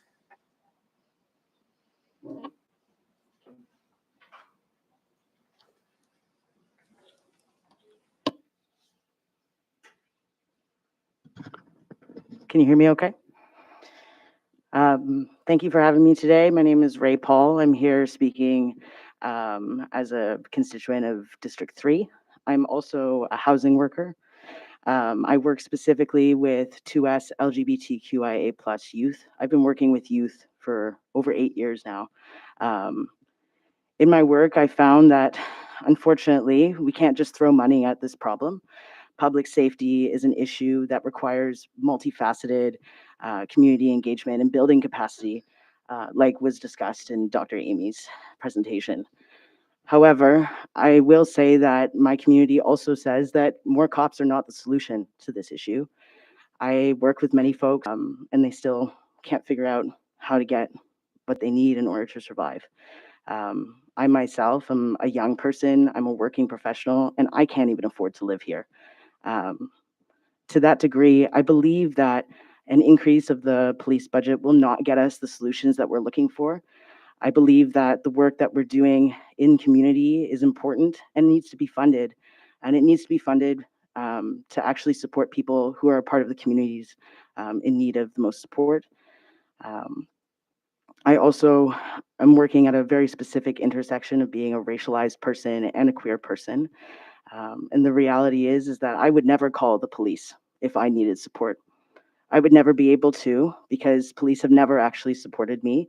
As a youth, I was unable to access support for sexual abuse, and I wasn't able to access support when I went into the criminal justice system. And that to me speaks to the fact that we don't need more cops in order to find solutions to the problems that we're looking at. In terms of public safety, like Vicky said, people need access to food, they need access to housing, they need access to community centers where they don't have to prove that they're worthy of support, where they can actually show up in the ways that they are. Because the reality is that a cop sitting there and telling them that things are going to be okay is not going to actually support them. I'll give the rest of my time, but thank you very much. Thank you, Ray. I now call Nancy Hunter, then Robin Truss, and then Ellis Pickersgill. Hi, I have to say my name again, or say it. Nancy. Nancy Hunter, District 11. I just want to say one thing before I start. I'm going to have to edit mine because I didn't know it was going to be 5 minutes. But I have to say I was the ED at Stepping Stone back in the day, working with sex workers. It's very interesting who we think about who is kept safe, who is treated with respect. Because I can tell you, the sex workers historically in this city were never kept safe by police and were never respected by police. All right, this is the 4th time I've come here as a member of the public. As a person, I think I represent thousands in our city who want change, who want better for all of us, who spend so much of our time, paid and unpaid, as part of who we are, our expertise, our deep care for all people, but specifically the growing number of people who are suffering severely, materially, physically, mentally, emotionally, because of a culture and structures that continue to do things like overfund police while underfunding the actual things that help keep us all safe, that keep us healthy, that keep us in the basics of life, including support, comfort, and all the good things that we all want and deserve. And yet, each year, so many of us come and we say these same things over and over again. We have a defunding report that's collecting dust, and nothing changes. And except for a couple of little glimpses, it doesn't even appear that the commission listens to anything we say or cares. We are the public. We are the public, and you represent the public. You don't represent the government. You don't represent the police. You represent us, the public. This is our money. So why do we bother coming here?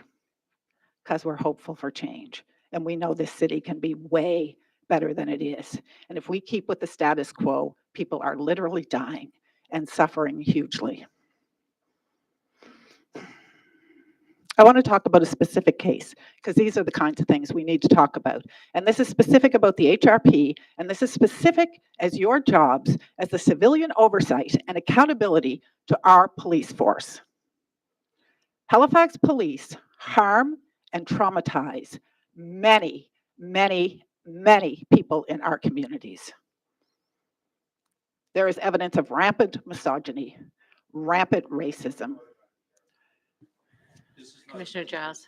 This is respectfully not a presentation about the budget. This is a presentation casting huge blanket indictments against large swaths of this community, not here to hear them, not here to defend themselves. Thank you, Commissioner Giles. I'm gonna rule in favor of that. I would ask that you get very, very specific to Okay, the budget. okay, the I budget, understand that you have concerns around that, and if you'd like to submit those in writing to the clerk's office for consideration, or for it to go to a complaints place, so be it. But tonight, this is about budget. We'd like you to stay forward. so I can say we want more police for more budget, but I can't say the reasons I think we shouldn't give the police more money. Is that, am I correct in that? What You have your remaining minutes to speak to the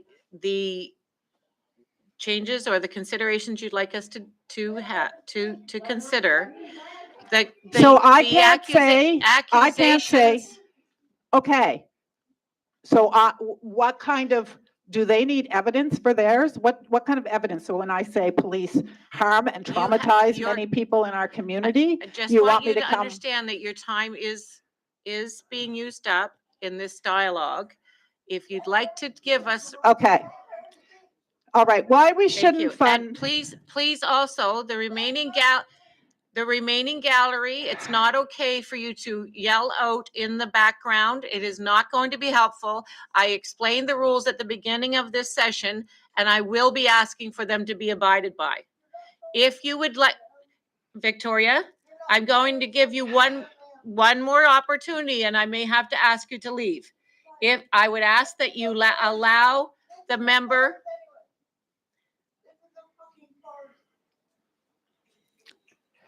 all right. Police should not be funded. No clicking. I am going to keep order in this meeting. Excuse me, but I am letting her speak. I'm asking her to speak. Thank you. Finish your remarks and we can move forward. Okay, this is not an aspersion that the defunding report, which is a brilliant report, is sitting collecting dust. It is not an aspersion that police in this city are almost virtually unaccountable. I have asked before for this group to question them critically on things like their budget. I haven't seen that. We have a traumatized by police person amongst us, Carrie Lowe. Want to talk about gender-based violence? Why we shouldn't be increasing funding to police is because police do not keep victims of sexual assault and gender-based violence safe. She has been severely traumatized by police. She has complained. I'm going to ask you to not raise specific cases. It's going to use your time. I understand that you can reference generalities, but that particular case, this is not for us to be considering. It is the generality that you have said, which is police do not keep people safe. Please refrain from specific people. Your comments need to be directed to me in relation to the budget. Thank you. Okay, so it is obscene that you're even entertaining this while everyone else's budgets are being cut, where people are living in tents, where people can't buy food, where people are stressed and anxious. 30 seconds. So I'll come here and if I say all the things right, what happens? I haven't seen any changes from this board. I haven't seen any proof that you're listening to us. So I'll talk the way you want to talk, and then we'll just keep going with the status quo while more people are harmed, where more people are hungry, while more people are living in tents in this city, and you just give the police whatever they want. Thank you. Thank you. There'll be no, this is not an applaud environment. I will keep order in this meeting. CAO would like an opportunity to respond. I'm sorry, I don't remember the last speaker's name, but I just wanted to mention, Nancy, thank you, some of the things that you were mentioning. if you watch the municipal budget process, you'll see some of them there, because that's where the public safety strategy, the work by Dr. Siciliano, the mobile mental health crisis response work, the homelessness strategy, the setup of the community safety department are getting looked at and getting funded. The other thing that is there is last year, council passed a motion directing us to look at removing victim services from Halifax Regional Police, or consider how victim services support could be changed to improve, to incorporate more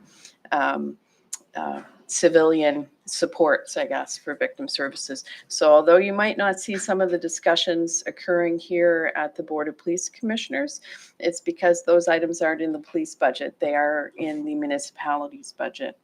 And if there are specific concerns with respect to individual policing behavior or police behavior as a whole, that's something that I'm sure the chair or I or anybody here would be pleased to talk to you about afterwards in terms of how we can receive those complaints and look at them. How about next year, I'll just ask the commission when I'm allowed to talk. I'll now call Robin Tress, followed by Ellis Pickersgill, and then Jim Hoskins.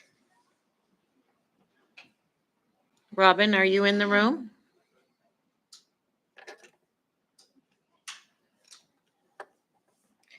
Okay, I'll now move to Ellis Pickersgill. Thank you, Ellis. Hi, everyone. My name is Ellis Pickersgill. I'm a constituent of District 5. I also work as an outreach worker with youth in schools, and I work mainly in the Cole Harbour area. I'm here today to oppose the proposed increase in budget for policing. I have heard a number of concerns in terms of rise in crime in our community. And while I know that this is a concern that we're trying to address with policing, I want to vehemently say that policing is not the solution for this concern. We know that crime is rising because desperation is rising, because the cost of living crisis has led many people into really desperate situations, because there have been a multitude of crises across the globe that have compounded mental health. And in order to address these issues, we have to look at community services and not policing. I work with youth who will not ask for help if police are involved in any way. The addition of more police officers would not help these folks if they were in crisis. In fact, if they were given that as the only option, they would rather remain in crisis. Adding additional money into the police budget is not going to address these issues.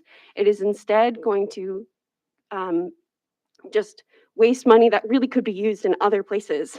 I know that there are concerns around who has jurisdiction for different social issues. I know that housing has been bounced back and forth between the municipality and the province for quite some time. But I also know that the municipal government does have pretty significant control over some of these issues, including transportation, which is failing many folks across the city and is directly in correspondence with the housing crisis. So I would implore that this money instead being used for police officers, which would not address the issues that I do believe need to be addressed, instead be put directly into community services such as transportation and mental health supports. I was interested to hear about the new projects that are happening through the Canadian Safety, or I'm sorry, I don't remember the title correctly, including the new mobile youth outreach team, which is something that I had heard about. And I want to look at how that is being treated versus how police officer positions are being treated. There are only 2 people in that whole division to cover the whole city. I don't know how 2 people are going to be able to address everything, but I also know that the youth that I work with are more likely to call them than a police officer anytime. So if we could take that money and create those positions in a non-police capacity, it would serve my community in a much more direct way. Putting those into police officials will not do anything to address the concerns of the youth that I work with. Thank you for your time. Thank you very much, Alice. Now call upon Jim Hoskins, followed by Finch Van Baal and Elizabeth Babiich. Thank you, Chair. Thank you for the board for this opportunity to speak. My name is Jim Hoskins. I live in Spryfield, so I'm here wearing two hats. One is a retired 36-year police officer from Halifax, followed in my father's footsteps, and also a taxpayer. And I also submitted a letter to the board last week, so I'm not going to read from that. I'm just going to make a few comments and hopefully won't even take up the 5 minutes, I hope. I will begin by quoting the Reverend Al Sharpton, a well-respected advocate for civil rights in the United States and in particular improving policing. Quote, "The term defunding the police is a misnomer. We must not defund the police, we must define the police." End of quote. I would like to pose this question to the board in regards to the police budget. Does the board wish to defund the police or define the police as part of the budget process? Police budgets, in my view, are not to be seen as to what the police want, but what they need. What they need to meet the public wants that you represent by the board as the oversight for policing and HRM in your efforts to meet the challenges of change which are constant in public safety. Municipal police and RCMP are having difficulty in recruiting members right across this country. HRM is no exception. The rise of post-traumatic stress disorder in policing has been extremely high, particularly in the HRM police. Over the last 4 years, many sworn officers have left HRP for other police services or simply left policing. Why? Depends who you ask. This is a red flag for recruiting processes and retention efforts put forth by HRM now in the years ahead. HRP budget put forth by Interim Chief McLean asking for 2 civilian positions to conduct background checks, assigning a police recruiting class with 2 sworn positions, and a plan for future classes is a step in the right direction regarding retention and recruitment, and certainly is a need. Then we go to the mental health calls for help response by police. There has been concern by both the police and RCMP and the public in particular that the funding committee recommends the police should be disconnected from responding to mental health crisis calls. Interim Chief McLean's proposal that there should be more trained officers to respond to these calls is a step in the right direction, as an additional resource along with civilian mental health practitioners can be of benefit. However, as a former crisis intervention specialist, I have been involved in hostage taking, negotiating, suicide attempts, mental health crisis problems, and problem solving. I do not support the disconnecting of first responders from 9/11 emergency calls until it is ascertained what the emergency really is. However, there are mental health crisis calls for help which do not require, immediate police response if the resources are in place. Boots on the ground. I hear that. I've been hearing that phrase for 36 years, boots on the ground. The request for more boots on the ground, so to speak, includes community response officers, and patrol officers. Community relations officers are at the forefront of crime prevention initiatives and working close with counselors in many community groups, including schools and youth programs, in an effort to not only reduce crime, but to increase community awareness and transparency. More patrol officers, such as the ability to provide beat patrols in communities where it is deemed most needed, is as close to knowing the community as you can get and gaining its trust. Halifax and Dartmouth have had 45 shootings in 2021, and is no stranger to multiple shootings in past years. There will be more shootings in this city. No one can predict when or where. The shooting death of 8-year-old boy named Lee Marion Kane in Dartmouth in the afternoon on Dartmouth-Vichy Street while in a vehicle in late 2021. And 6 months later, the shooting of an 11-year-old girl in Halifax coming out of a house was outrageous and horrendous. These investigations are very time-consuming and resource exhausting. So yes, when the call from police is we need more boots on the ground comes, forget the stats. Look at what has occurred in the past, confront the present, prepare for the future. Excuse me, sir. I just want to remind you that particular cases and situations, I'd ask that you not specifically speak to those, and generalities is okay. I want to be consistent with this, and just Okay. the reference to certain. But we are aware of those Certain shootings.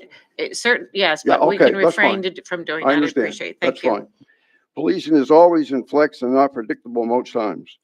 The present defunding committee recommendations to this board, although extensive, do not focus on improving police, but instead aim to diminish the role of police in general, in my opinion. I encourage my defunding group to better describe more specifically how, who, when, where, and why the funding will come from. There is no bottomless pit for providing funds for police service, and the buck stops at HRM Council with advice from you, the board. In closing, your oversight is a valuable tool in the police budget process. I urge you to support the needs of the Halifax Police and RCMP and accept their budget proposals for 24. Thanks. Thank you, Mr. Hoskins. Calling now Finch Van Baal and Elizabeth Babich. Forgive me if I'm mispronouncing these names, and then Collins Ellison.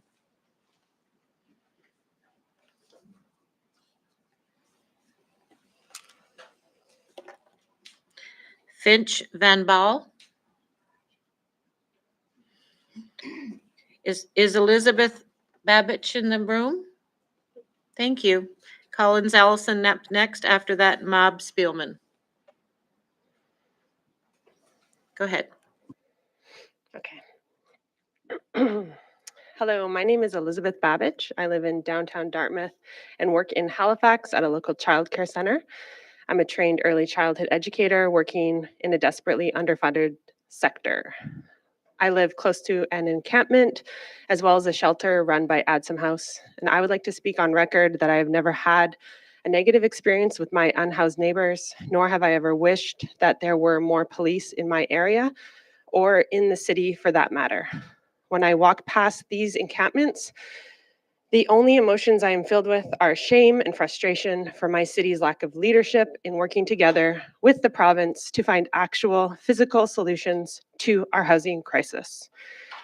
I watched last month's meeting where members from my community claimed that Dartmouth needed more police surveillance and presence, and that our unhoused neighbors were, quote, gross, less desirable people, and street people. As I mentioned, I work in childcare. And when a preschooler tries to make a peer feel badly by calling them a name, say gross, for example, we know that the root cause is likely a lack of social emotional growth. This child needs to build their empathy and social skills in order to realize that making others feel badly doesn't feel good for anyone, and that they may be feeling emotions of loneliness and sadness themselves. I think the manner in which these residents, landlords, and business owners described their unhoused neighbors shows a huge lack of empathy and perspective. And in my expert opinion, it was an unintentional cry for help to use this proposed budget increase of $4.4 million instead for social capital spending. I'm sure their lives are affected by the shelters and encampments nearby, but this is directly tied to overfunding police and underfunding the frontline organizations currently at work. What is an alternative funding model, you ask? It is returning funds to socially based programs, resources that have been removed over decades of austerity-based economic and social policy. This could look like funding frontline organizations, Adsum House, MOSH, Navigator Outreach Program, housing, transit, food, child, youth, senior centers, safe spaces, parks, and social clubs, instead of continuing to bloat the massive police budget.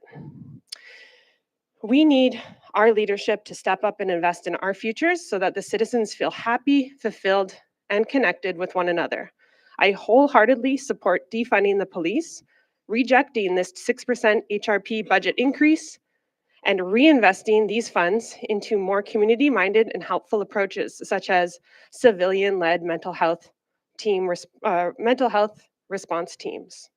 I support the HRM's new public safety strategy, defunding the police report, defining the way forward for HRM report, the mass casualty report, and finally, the expert opinions on this matter, such as Dr. L. Jones, Dr. Jamie Livingston, Robert Putnam, Richard Layard. Thank you so much. Have a good night. Thank you very much, Elizabeth. Collins Ellison, and then we will be taking our 15-minute break.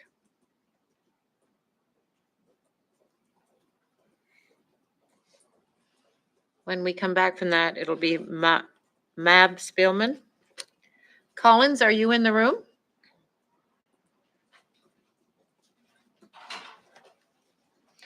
Okay, move on to Mab Spielman.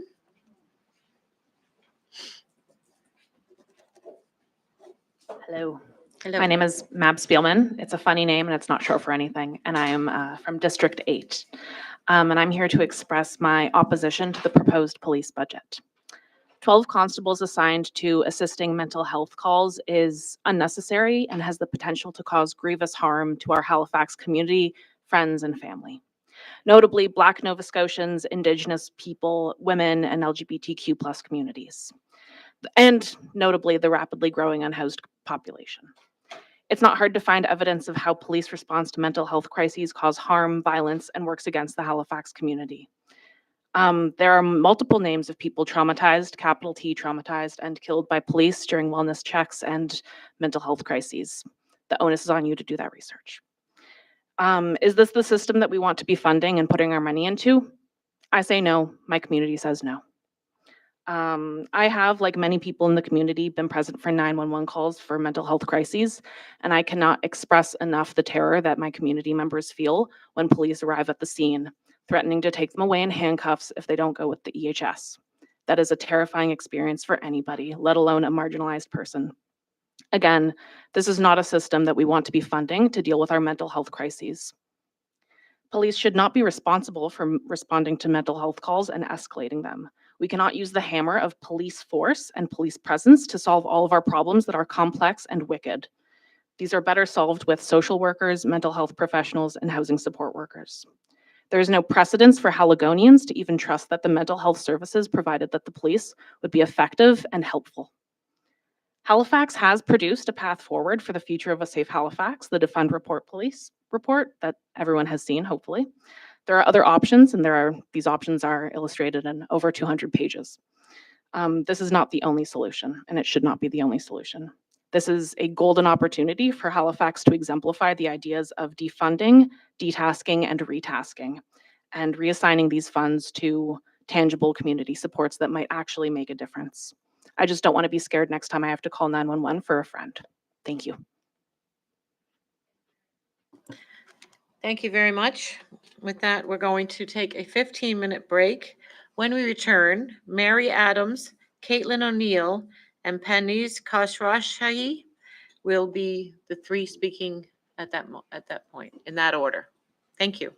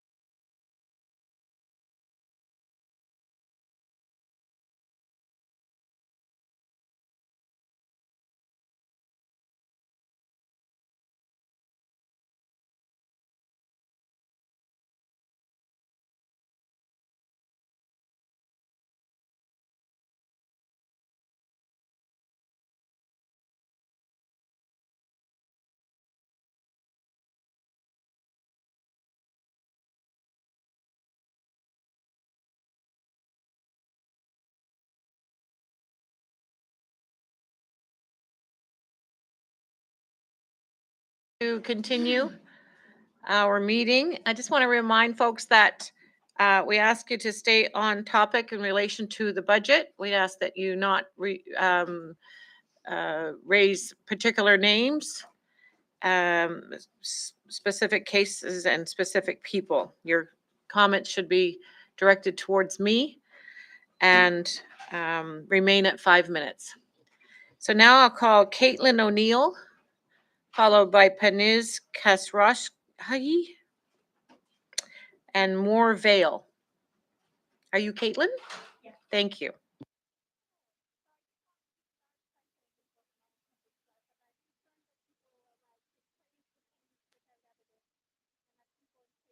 Allowed to go overtime, and I think those two things, question the integrity of this process when people who are opposed are censored and not allowed to go overtime in the same way. So now on to my prepared remarks. First, I would like to ground everyone in the room in the reality that per the Coast's reporting, the HRM is expected to be $7 million over budget this year. Legislatively, municipalities are not allowed to carry debt. This means that there are already cuts that need to happen and that every single cent that the Halifax Police asks for has to be ripped away from another program. Secondly, I think that the majority of people in this room can agree that we all want our communities to be safer, but to achieve this, we need to look at what truly makes our community safer. As a healthcare worker, I can say unequivocally that I do not want more cops in hospitals and that you cannot police your way out of a healthcare crisis. You cannot police someone into being mentally well. You cannot police your way out of a housing crisis. In fact, policing typically makes this worse. But the city can use their funds to improve people's physical and mental health. Two of the biggest determinants of health are loneliness and poverty. Both of these are within the city's mandate to improve. Even taking a small fraction of the police budget, or the approximately $5 million that they're asking for as an increase, away from the police and putting it towards programs that nurture a sense of community and belonging, that nourish people literally and metaphorically, would improve the physical and mental health of the people of Halifax. Secondly, in past years, we have been told by members of the board and city council that you are committed to the framework laid out in the Defunding the Police, Defining the Way Forward for the HRM report, but that police budgets must continue to climb while you put in place the steps needed to action the defunding outlined in the report. You can demonstrate the truth of that statement by recommending against the funds the police have requested for body cameras. The report outlines that per available evidence, body cameras do not decrease police brutalities, and some evidence has shown an increase in police brutality after implementing body cameras. Additionally, there are many instances in the past month that call into question how police are using their resources, and this is about resource utilization, so it is relevant to the budget as they are asking for more resources. For example, I saw on the news a protest at GeoSpectrum where I counted approximately 13 police cars, 10 cars, 3 wagons for a crowd of about 40 people. So that's about 1 car for every 3 or 4 people in attendance. And the next day, there was no protesters, but 10 cars in the parking lot.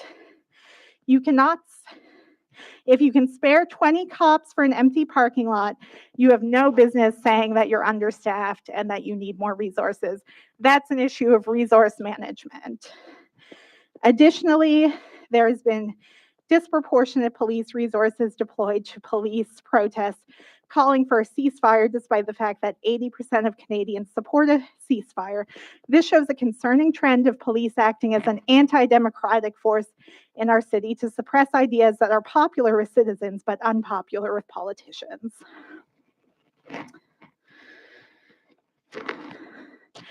We do not forget the instances of the HRP working off-duty but armed at grocery stores while our neighbors and their children go to bed hungry. We do not forget the ways that they have harassed homeless people, speaking in generalities, even going so far as to destroy their belongings and houses.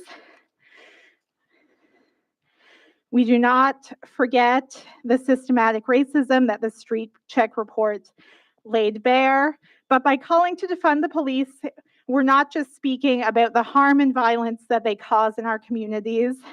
It is also, most importantly, about all the good that $100 million that we give to the police could do in other areas that are woefully underfunded to meaningfully make our communities safer and healthier. Personally, I would rather more people in housing than more people in uniform, and these are the choices that the police budget is fundamentally about. Do we want to meaningfully address crime and mental health by improving the material conditions of people's lives, spending money getting them housed, spending money helping them engage with their community, making public transportation more affordable, making our city more accessible? Or do we want to catch and punish a very, very small number of people after crimes have already happened? Thank you. Thank you. Now call on Penise and then followed by Moore Vale and Aaron Reel. So it's Panis Khosrow Shahi, and it's interesting because when I was preparing to speak, I knew that my name would be mispronounced. So I also prepared to speak to that.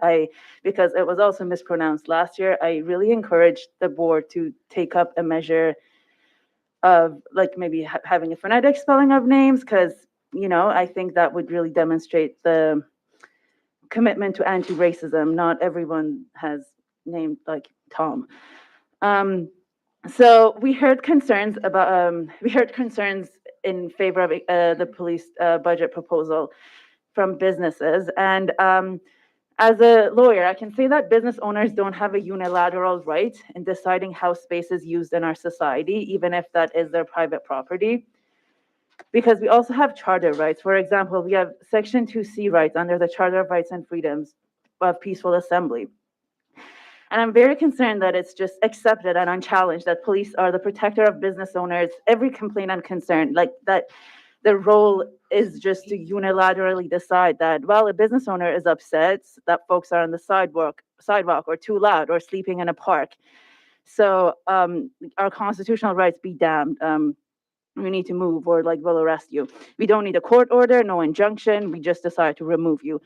And I'm very concerned that more power for police, more police means less power for our constitutionally guaranteed rights. I also want to challenge the use of crime rates as a reason for needing more policing. They say that crime is increasing. I do have concerns about how crime is defined, and definitions have changed and metrics are tracked. But let's just set that aside, because under this crime and policing logic, if crime rate goes down, that's a sign that policing has succeeded in keeping us safe, so we should fund it. But if crime goes up, then that shows that, oh, we need more cops because crime is going up. But we've been funding policing for decades. Why is the fact that crime is apparently up not a sign that policing has actually failed in addressing crime and that we need to be looking at more solutions? Is there ever a time when crime statistics can show that we need less police? Then what type of crime rate would demonstrate that we don't need policing? Because everything is twisted into demonstrating that we just need more. A while ago, someone broke into my car, and I didn't call the police, because what would that exactly accomplish? Someone had broken into my neighbor's car a while back, and I was just told by the cops, I was actually kind of chastised for not having a security camera so that they could just use that, which is, like, in my view, like downloading the responsibility on private citizens in that way. But anyway, yeah, I didn't call the police. Because what would that have changed? What would it have changed if they came and if they had caught the person? If they're asking for more street patrol, what if there was a police right there and they had caught the person that broke into my car? And then what? I think if the people are so desperate that they're taking the risk of breaking into my car to take my bridge change, then they should just keep it. And I don't think increasing the police budget is what we need when this is the society that we have. I think we have bigger problems and the solutions to which many other speakers have spoken to. Thank you. Thank you.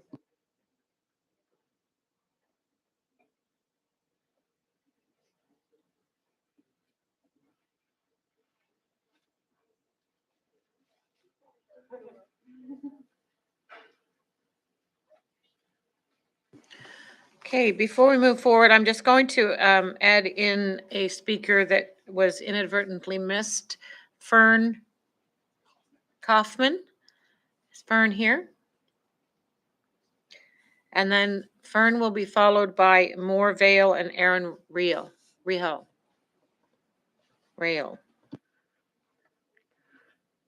Hello, my name is Fern Kaufman. Thank you for including me there. I'm from District 8. I originally was just going to say that I oppose the increase of the police budget. But I did want to mention that I noticed in the proposal that you want to hire an additional cop for hate crimes. I am Jewish, and there's been a lot of discourse lately in the media about anti-Semitism. And I would never call the police if there was a hate crime committed against me. I don't think that someone that perpetuates a hate crime should be pursued by someone with a gun. I feel like that would be a better case for the schools to be teaching about, diversity and understanding, and for social workers to be helping people. Thank you. Thank you very much, Fern. And now I call upon Moore Vale, Aaron Real, and Kit Stein. Hi, my name is Moore Vale. I'm a resident of District 9, Halifax West Armdale. I'm here today to oppose the proposed $4,400,000 increase to the Halifax Regional Police budget and to articulate defunding the police as a critical act of public safety and social well-being. In the Halifax Regional Municipality's 2021 to 2025 strategic plan, evidence-based decision-making is listed as a key value. Increased investment in the HRP is not grounded in evidence. Police are not only systematically failing to prevent harm, but are demonstrably traumatizing our communities, especially our Black and Indigenous community members, our unhoused community members, and our community members experiencing mental health crises. We also know that the addition of 12 new constables assigned to mental health calls and dedicated to hospitals around Halifax is in direct opposition to recommendations made in the Mass Casualty Report, HRM's Public Safety Act, and the Defunding the Police, Defining the Way Forward for the HRM report, all of which recommend investing in civilian-led mental health care. Multiple large reports indicate that law enforcement activity in hospitals can risk patient physical and mental health, reduce patient trust, result in bias and discrimination, and contribute to legal and ethical rights violations. The municipality needs to reject the creation of these positions if it is to act in alignment with its stated value of evidence-based decision-making. At its root, the conversation around defunding calls for us to consider where we as a society put our money. Defunding the police allows us to shift away from models that are proven to be not only ineffective but violent, and instead allows us to return funds to socially based programs and resources that have been removed over decades of austerity-based economic and social policy. There are many alternative social services and measures that are proven to improve public safety and social well-being. Emergency financial assistance for people experiencing economic insecurity has been shown to reduce arrests for violent crime by 50%. Improved healthcare has also proven to significantly reduce homicide, burglary, assault, robbery, and vehicle theft. Urban design can be similarly impactful. Public spaces and infrastructure such as parks, sidewalks, and bike paths have all been proven to improve public safety in ways that police do not. We have a plethora of municipal services that are proven to be more effective and efficient at increasing public safety and responding to community-level harm than the police. Halifax Public Libraries receive 3.2% of total municipal expenditure. Planning and Development receives 3%, Parks and Recreation receives 5.4%. These percentages are all expected to decrease in the coming year. In comparison, HRP currently receives 10.9% of the budget, almost equal to the combined budgets of the libraries, Planning and Development, and Parks and Recreation. And today's budget proposal would see that percent increases to 11.1%. We have to say no. We have to redirect funds that are currently used to fund the police to the crucial underfunded social services that are proven to respond to and address the root causes of harm. When I make this recommendation, I also want to recognize that according to a 30-year analysis of police service delivery and costing, police resources allocated on the basis of residential population are inadequate to the tasks police are expected to accomplish. This report acknowledges that police are not capable of safely and effectively performing the full extent of their duties. Defunding the police, therefore, requires that we detask the police. Police are performing tasks and functions that could be more effectively and efficiently performed by other institutions and agencies. It is not fiscally or socially responsible to increase the HRP budget when we have better solutions at hand, especially in a municipality in the midst of a devastating housing crisis, where nearly 1 in 5 households cannot afford the food they need. I therefore pose this question to the board today. How can we most effectively and efficiently keep our communities safe using municipal resources? The facts tell us that HRM needs to reinvest in community building social services and resources that promote the public safety and well-being of our residents while addressing the root causes of harm. Defunding and detasking the police is an evidence-based strategy. The Board of Police Commissioners has the responsibility and authority to act in accordance with this evidence. To do otherwise would be gross negligence and an egregious misuse of the power to the detriment of the communities that you serve. Thank you. Excuse me, Moore. Oh, there's a commissioner that has a question. Would you be open to having a question posed? Yes. Just Thank you. sorry. Commissioner Critchley? Thank you so much for your presentation. And, obviously very well researched. Really appreciate it. You referenced a 30-year study.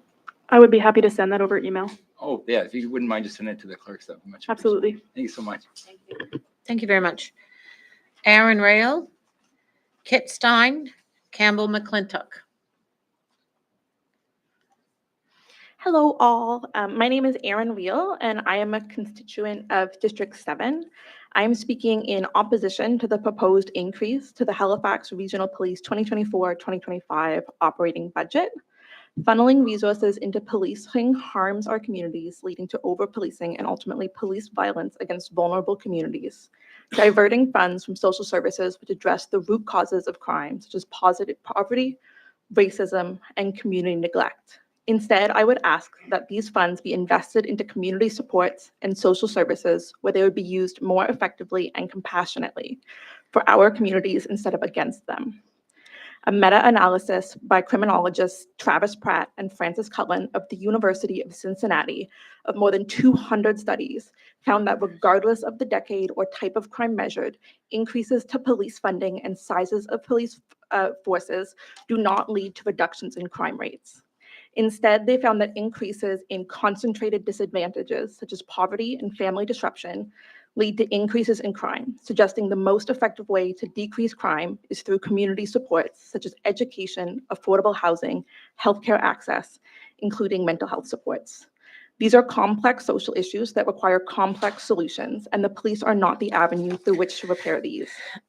The damage caused by investing in police over social supports is compounded by the over-policing of our most vulnerable communities. First and foremost, Halifax's Black, Indigenous, and other communities of color.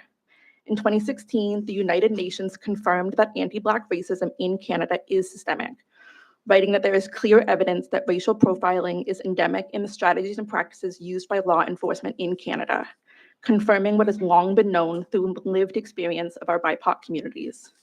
Increasing police funding leads to harm against our communities directly and indirectly. I will conclude with a quote from San Telsel, a spokesperson for the Jane Finch Action Against Poverty. If we really were serious about eradicating violence and poverty, I think we would ensure that everybody had housing. We'd ensure that everybody wasn't insecure about where they'd be getting their next meal. We really do have the belief that if we eradicated poverty, we don't know what the police would do. Thank you.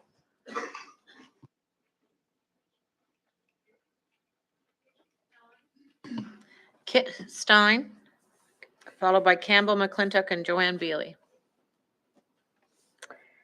Hey, everyone. I come to speak tonight as a community member and a neighbor, and I'm here to oppose the increased police budget.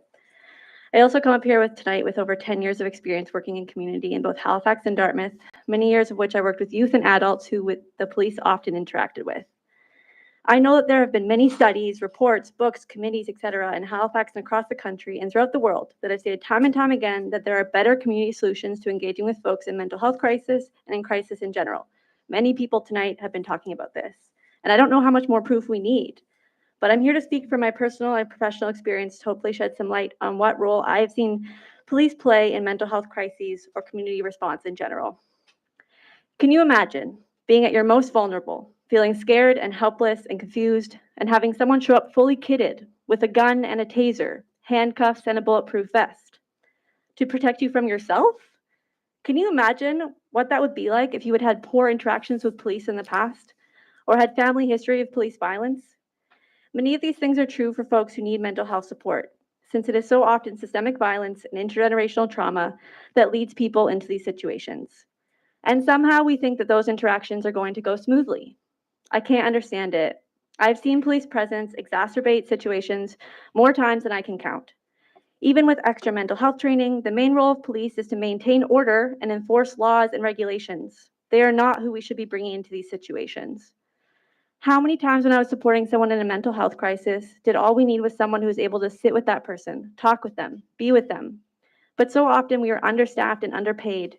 I didn't have the capacity to give the person the attention they needed because there were so many other people who needed our support. And so our only option was to call the police or a mobile crisis team that is underfunded and always busy and also always works in tandem with the police. How can that be our only options? I can honestly say that there are very few times that I actually felt physically afraid for myself when supporting someone in crisis. And oftentimes the reasons I felt afraid could easily have been solved with more staff support or support from a mental health professional. And these situations of crisis could have been avoided altogether in the first place if we had more resources to offer people. We can't throw a cop at every problem that actually stems from underfunding. That's not how this works, because the reality is that our systems are in crisis. From housing to hospitals, this is where the money needs to go. And I understand that these things aren't all municipally funded. I get that. But I know that there are ways our municipality can put things in place that actually support the root of these issues, and that is not throwing more money at police. Because the reality is that providing more funding for police right now is like putting a dirty Band-Aid on a gaping wound. It doesn't actually do anything to fix the injury and can actually cause infection. And it's important that we treat people in crisis like they are injured, not like they are criminals. In an interview with CBC, Chief of Police Don McLean talked about how many people in crisis cops, and I quote, deal with. And that's it, right? That's the language right there. Cops are just dealing with these people. They're not caring for them, not supporting them, not helping them, dealing with them. Like they are a burden to our society, something to be dealt with. There are places around the world that are beginning to lean into things like decriminalization. And that's not even what we are asking for here. We are just asking that we don't add more money to our police budget, because it has been proven, like so many people have said tonight, like so many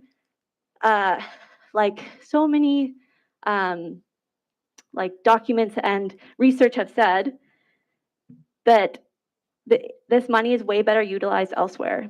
It's not that radical of an ask. I would love to see the city as a leader in this. I would love to see us leading the way and showing alternatives for how we can support our neighbors and community when they are in crisis and when they are hurting. And also how we can lead the way in proactive responses to the issues we're facing as a society right now. So I say fund social programs, fund community, not police. Thank you. Thank you. Campbell McClintock. And then Joanne Bealey and Joanna Bull. Hello, thanks for having me. My name is Campbell McClintock. I live in Halifax District 8. For the past 4 years, I worked for a supported housing nonprofit as a frontline staff, case manager, and encampment outreach worker, working with vulnerable intersections of unhoused and precariously housed people.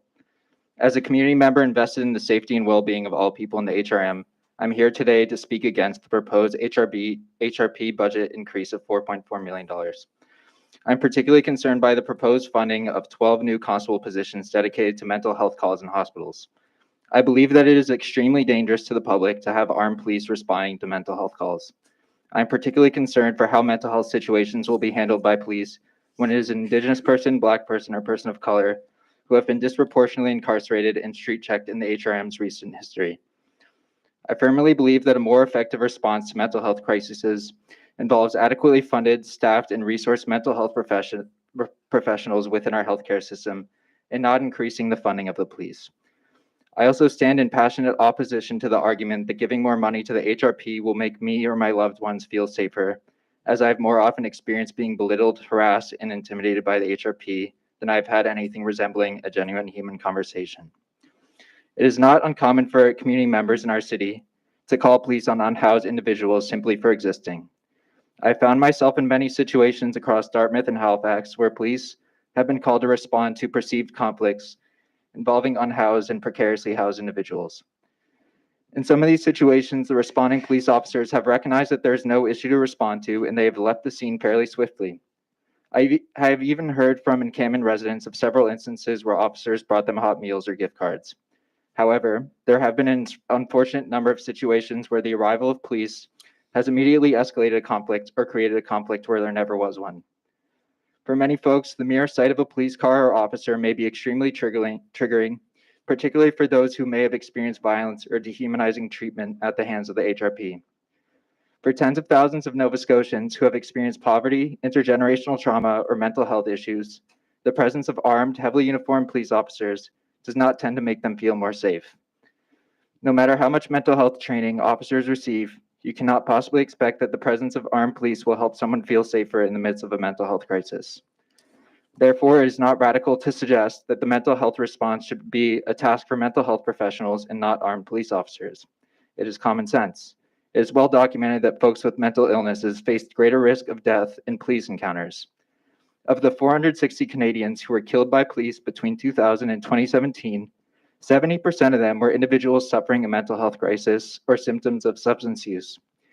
In 2020, our country's largest mental health hospital, the Toronto Centre for Addiction and Mental Health, called for the removal of officers from the front lines of mental health emergencies, stating that police are not trained in crisis care and should not be expected to lead this important work.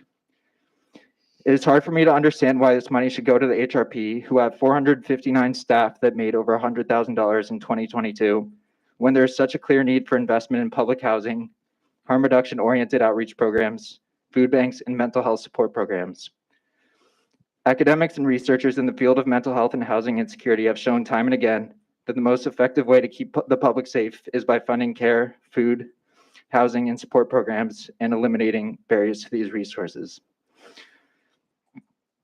In instances such as the pre-planned police-enforced removal of unhoused neighbors on August 18, 2021, the HRP has revealed that some of its primary roles are to protect decaying city infrastructure, corporate property, wealthy voters and stakeholders, and NIMBYist ideals of urban hygiene regarding encampments, all against the safety and well-being of unhoused people.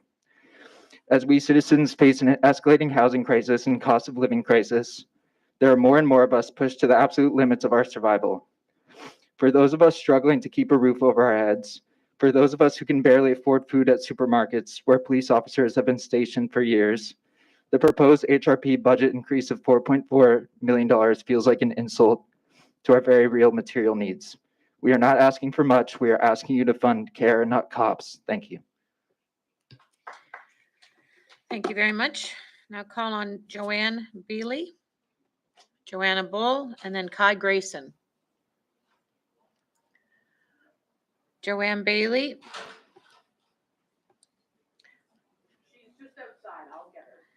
Okay, I'll move on to Joanna Bull and then we can bring.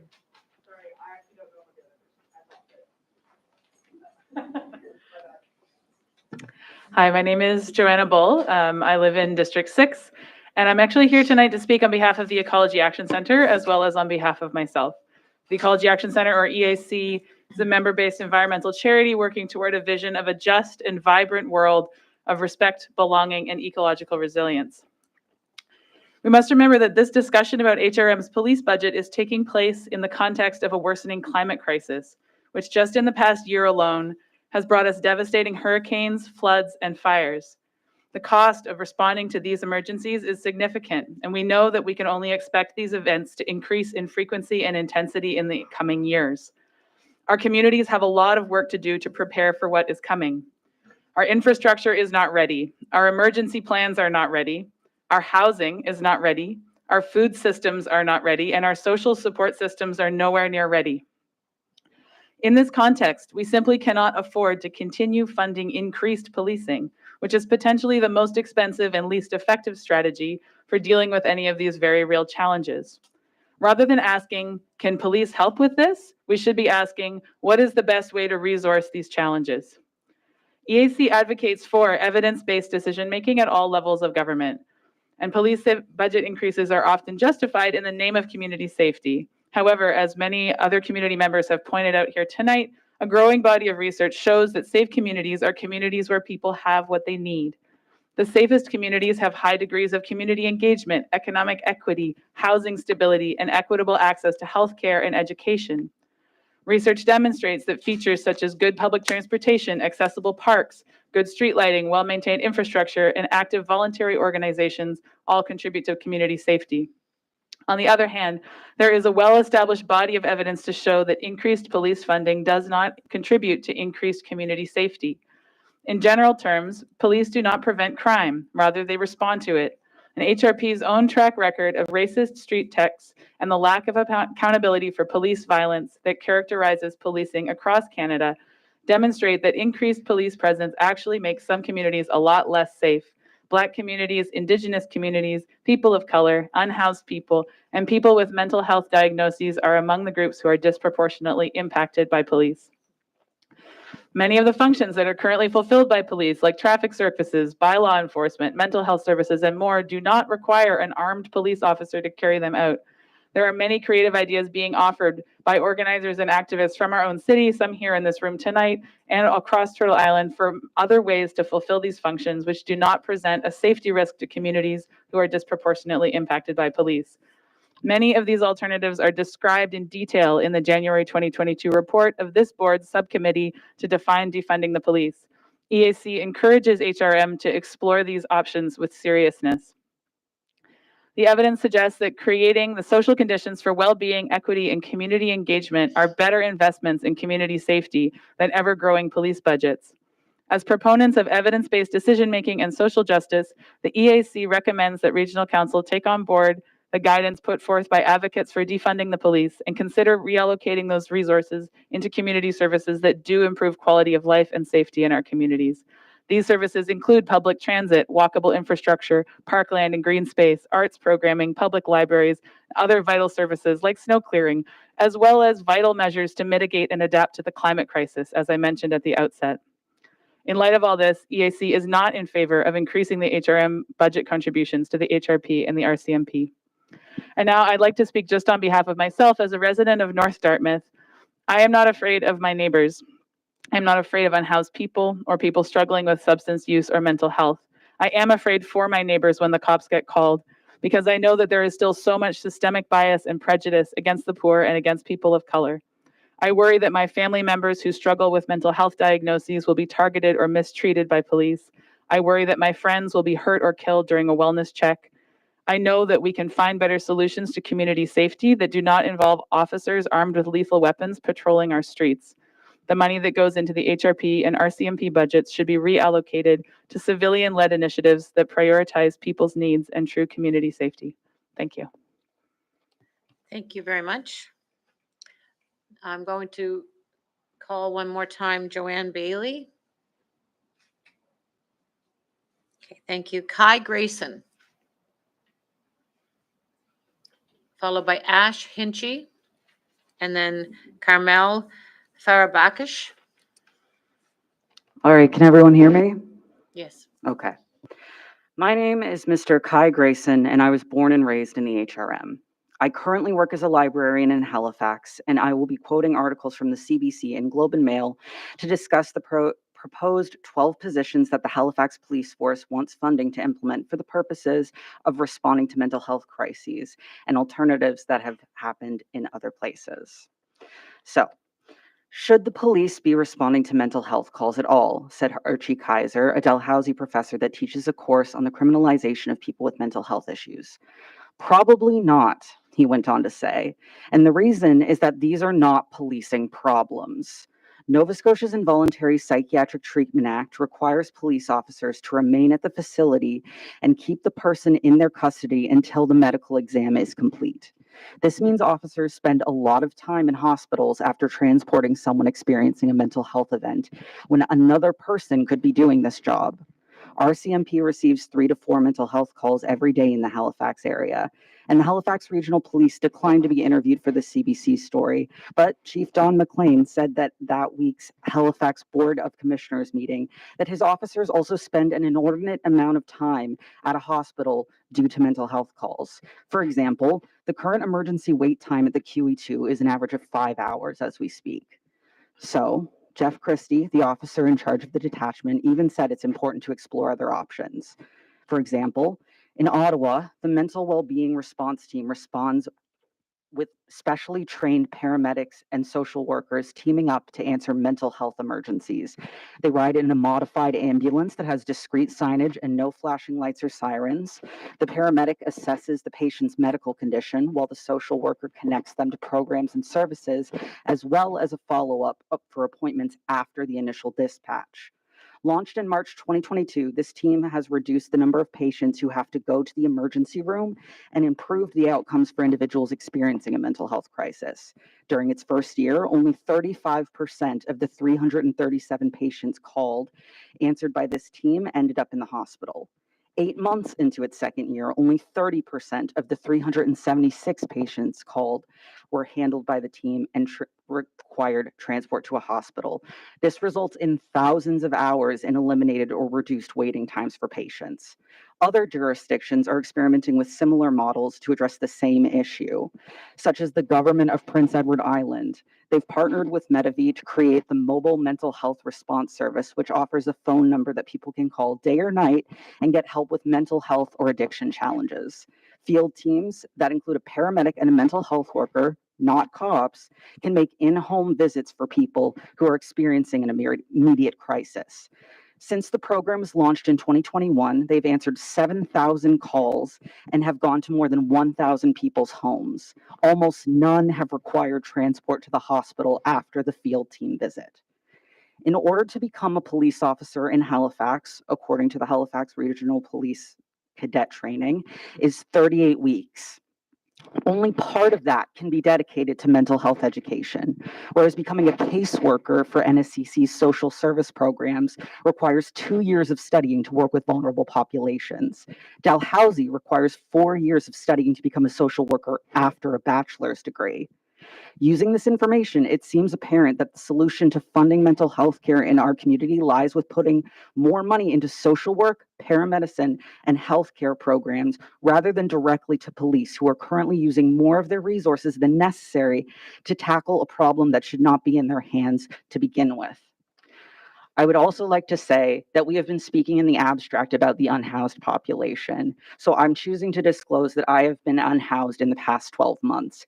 So when you refer to us as gross, unsightly, or anything of the like, just in general undesirable, we can hear you. We vote. As much as that may not be desired, as much as having an address may be necessary to live in this community, those of us without addresses do hear what you have to say about us. And I work with the other people like me every single day at the library. We are paying attention and we will remember how you act. Thank you. Kai, could I ask Kai? Can I ask if you would be open to a question from a commissioner? Sure. Commissioner Critchley? Thank you, Kai.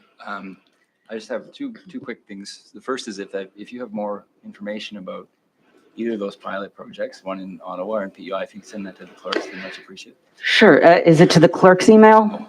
Pardon me? The clerk's email? Yeah, if you don't Yes, I love citing my sources as a librarian, so gladly. And then just the second point, if it's more just a point, I do want to acknowledge, just in my personal capacity as a commissioner, that I agree much of some of the language used at the last meeting virtually was very shameful and very inappropriate. And I'm very sorry that you were hurt by that language.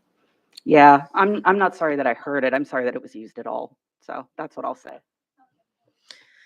Thank you. Ash Hinchy? And followed by Carmel Farabashish. Hi, my name is Ash Hinchy, and I'm here to stand against the increase towards the police budget. Before I kind of get in, though, I did want to flag that it's really disappointing that when I had emailed to have an ASL interpreter here available, that there was none available. And when watching this on live stream, there are no closed captions. So already right there, you are blocking an entire demographic of people who can actually access this public consultation, and that's really disappointing. But yeah, Can I ask you to repeat that your very first, you're disappointed that what wasn't here? There's no ASL interpreter ASL, available okay, here. thank you. Just wanted to be clear. So yeah, going on, I am a Safer Supply support worker with the North End Community Health Center. I work directly with the vulnerable and marginalized population, specifically with people who use substances. The main area and focus of this program is to support the prevention of harms associated with the toxic illicit drug supply in the community. I do not provide direct health care, but I support participants and the healthcare providers to ensure treatment plans are reflective of the person being cared for. One thing that is very clear when providing support to our program participants is the stigmatization that comes directly from police officers. We continue to witness police officers heightening crisis situations as opposed to de-escalating them. The city needs more street navigators or people who have experience working with the vulnerable and marginalized communities, people who have genuine rapport with people who are struggling. There is no need to hire more inexperienced police officers when there are already people in the community who are equipped with years of personal and professional experience working with this population. Hiring multiple officers and thinking that training will do the trick is a problem. What kind of training will these officers be receiving? What kind of mental health training? It's a huge umbrella. And how long will the officers have to train for? As the person who just spoke ahead of me, one course does not make someone equipped to responding to mental health crises. Once again, there is absolutely no need to reinvent the wheel when these supports already exist within our communities or within the community. Mental health issues are often the result of people struggling with insecure housing and homelessness, food insecurity, substance use, trauma, struggles and challenges, trauma, racism, and anti-2S LGBTQIA++ hate, social isolation, poverty, and much more, which contribute to mental health crises. These are the themes that need to be addressed, and increasing funding to the police does absolutely nothing to solve these issues. We need to stop with these Band-Aid solutions and start thinking more surgical. Thank you. Thank you very much. Now call on Carmel Farabakash, Emerson Roach, followed by Catherine Carey. Hi, Farah Bash, District 7. I appreciate being able to speak today from my personal experience, but also through the lens of community engagement and nonprofit work, specifically youth engagement work that I do locally and provincially. I strongly believe that it's dangerous, irresponsible, and negligent to increase the police budget, and I will talk about that now. In April 2023, the Toronto Star released an article titled "Crime Rates Have More to Do with Social Factors Than the Number of Police Officers." In the article, they utilized data from StatsCan, which compiles data supplied by police across the country. For example, in Winnipeg, there are 184 officers for every 100,000 residents, and the rate of crime is 113 persons for every 100,000 residents. Toronto has fewer officers, 167 over 100,000, and the rate of crime is less, 45 over 100,000. Halifax, at a very, very robust 210 officers over 100,000, has a higher crime rate at 66 over 100,000. Canadian criminologist David Bailey writes, "The fact the rate of crime has little to do with the number of officers is certainly not something the police themselves want to emphasize. Their livelihood depends on the public's belief that the number of cops matter." Often in these discussions, crime or random crime are brought up as ways to defer to high rates of policing. In a very simple way, it is impossible to put a police officer on every bus or high traffic area in hopes that crime can be so-called prevented. No city has the money to make that happen. The only way to reduce random crime is to address its actual root, caused by social indicators, affordable housing, programs for youth, food security, etc. This demands creative response, reallocation of funds to refunding social services, but instead I see a constant reliance on the myth that more cops equal less crime. Through a trauma-informed and disability justice framework, we can understand that response to crisis needs a person who can offer supportive de-escalation in a way that works for a wide variety of crises, communication needs, and environments. I do not believe that training to be a police officer is comprehensive as is, let alone a comprehensive training to be a skilled mental health supporter. There are numerous ways to build these skills, some through community mentorship, which takes years of training, practice, and organizational support, others academic programs, which are all longer than 18 months provincially. What kinds of holistic trainings are these new officers undertaking? What is the cost of training these new officers when there's numerous local organizations and mental health practitioners that could receive funding instead to support ongoing work and their community intervention support? What are the demographics of these police officers? How many languages do they speak? How many are Two-Spirit or trans? According to the Mental Health Commission of Canada and their research paper, The Case for Diversity, they say that racialized populations and minority populations generally have less access to mental health services and face numerous barriers. The report put forward 16 recommendations to improve mental health services. Shockingly, none being more police presence. Some recommendations include intersectoral collaboration, accessible and affordable services and treatments, and culturally and linguistic appropriate service provision. I'm wondering about the plans that HRP has to include in these frameworks. In conversations with the incredible youth that I work with at a local nonprofit with a provincial scope, they have asked that involving the police being taken out of our safer space policy, asking that the police were a step in emergency response that could only be used if every single other option was exhausted. Eliminating the police was the safest option for 2S LGBTQIA+ youth, many also members of the BIPOC community. When asked why, youth gave insightful and brilliant responses such as, "I get scared when I see a police officer in uniform," or "I've had terrible experiences with police before," or "I don't want my mental health experience to lead to punishment." These quotes truly speak to themselves, but what I will add is that there are countless times where wellness checks nationally or welfare checks in the US have ended in fatality. In December 2022, CTV published an article titled "Expert Warns of Perfect Storm as the Number of Police Shootings Increase in 2022." In this article, Dr. Aurelia, a professor of criminology and associate dean at the University of Alberta, says it's concerning to see the number of fatal encounters with police grow.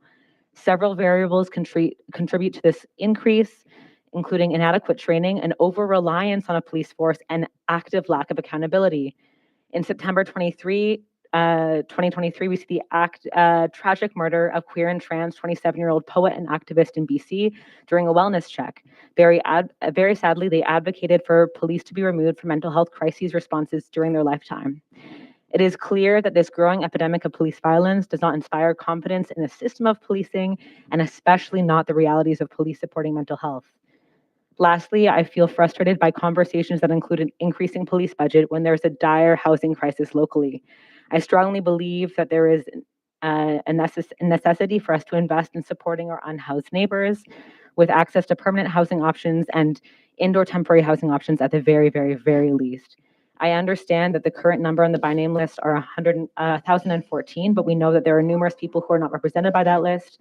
I live downtown and I've watched the amount of tents at Grand Parade and Victoria Park grow every day, and this is unacceptable. I need you just let me know. Are you close to wrapping up? Very close. Thank you. Thank you. My last count was 45 tents in Victoria Park, 26 at Grand Parade, not to mention all of the other sites across the municipality. I'm imploring council to consider a reallocation into community services and divest from the myth that more police equate safer communities. Through these contexts, recent histories, and ongoing realities, I encourage meaningful, tangible, and just responses to the proposed HRP increase. Thank you so much for your time. Thank you very much. Calling Emerson Roach, followed by Catherine Carey, and then Finley Spangenberg. Hi, my name is Emerson Roach. I am a born and raised Haligonian and also a small business owner in Halifax, and I'm here to oppose the police budget increase.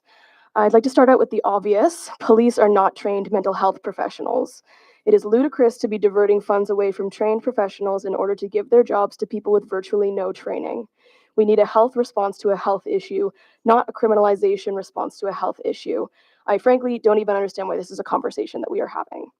Halifax Regional Police only receive 40 hours of crisis intervention training as opposed to trained mental health professionals and social workers who train for years in crisis intervention. Couple that with the fact that approximately half of the Halifax Regional Police have actually received this training as of June 2023, and you should be able to understand why this is woefully inadequate. Police are not adequately trained in de-escalation either. I have personally witnessed disproportionate police aggression on dozens of occasions in Halifax. On the other hand, I know many social workers and addiction support workers who have de-escalated situations that actually involve weapons and threats of violence. These workers understand that people experiencing mental health issues are statistically more likely to harm themselves than they are to harm others. Over and over again, the most vulnerable people in our society are the ones who are experiencing the brunt of police brutality. The lack of empathy from the Halifax Regional Police when dealing with the homeless population here in Halifax is quite disturbing to me. Homeless people are treated as an undesirable inconvenience at best. something that disturbs the carefully curated image of the downtown core and reminds us of the extreme wealth disparity and housing crisis in the HRM. Many of these people have no money to their name, nowhere to sleep, and are dealing with mental health, addiction, and post-traumatic stress disorder. The solution to the quote-unquote undesirables in downtown Dartmouth, as they were called at the last meeting surrounding this proposed budget increase, is not more police presence to shuffle them around and intimidate them.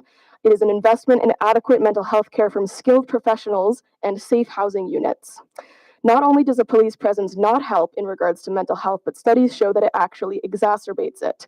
A 2021 Johns Hopkins medicine study showed that exposure to police, even in instances where the officers are assisting, such as being in hospitals, is associated with poor mental health, substance use, and risky behaviors and impaired safety afterwards.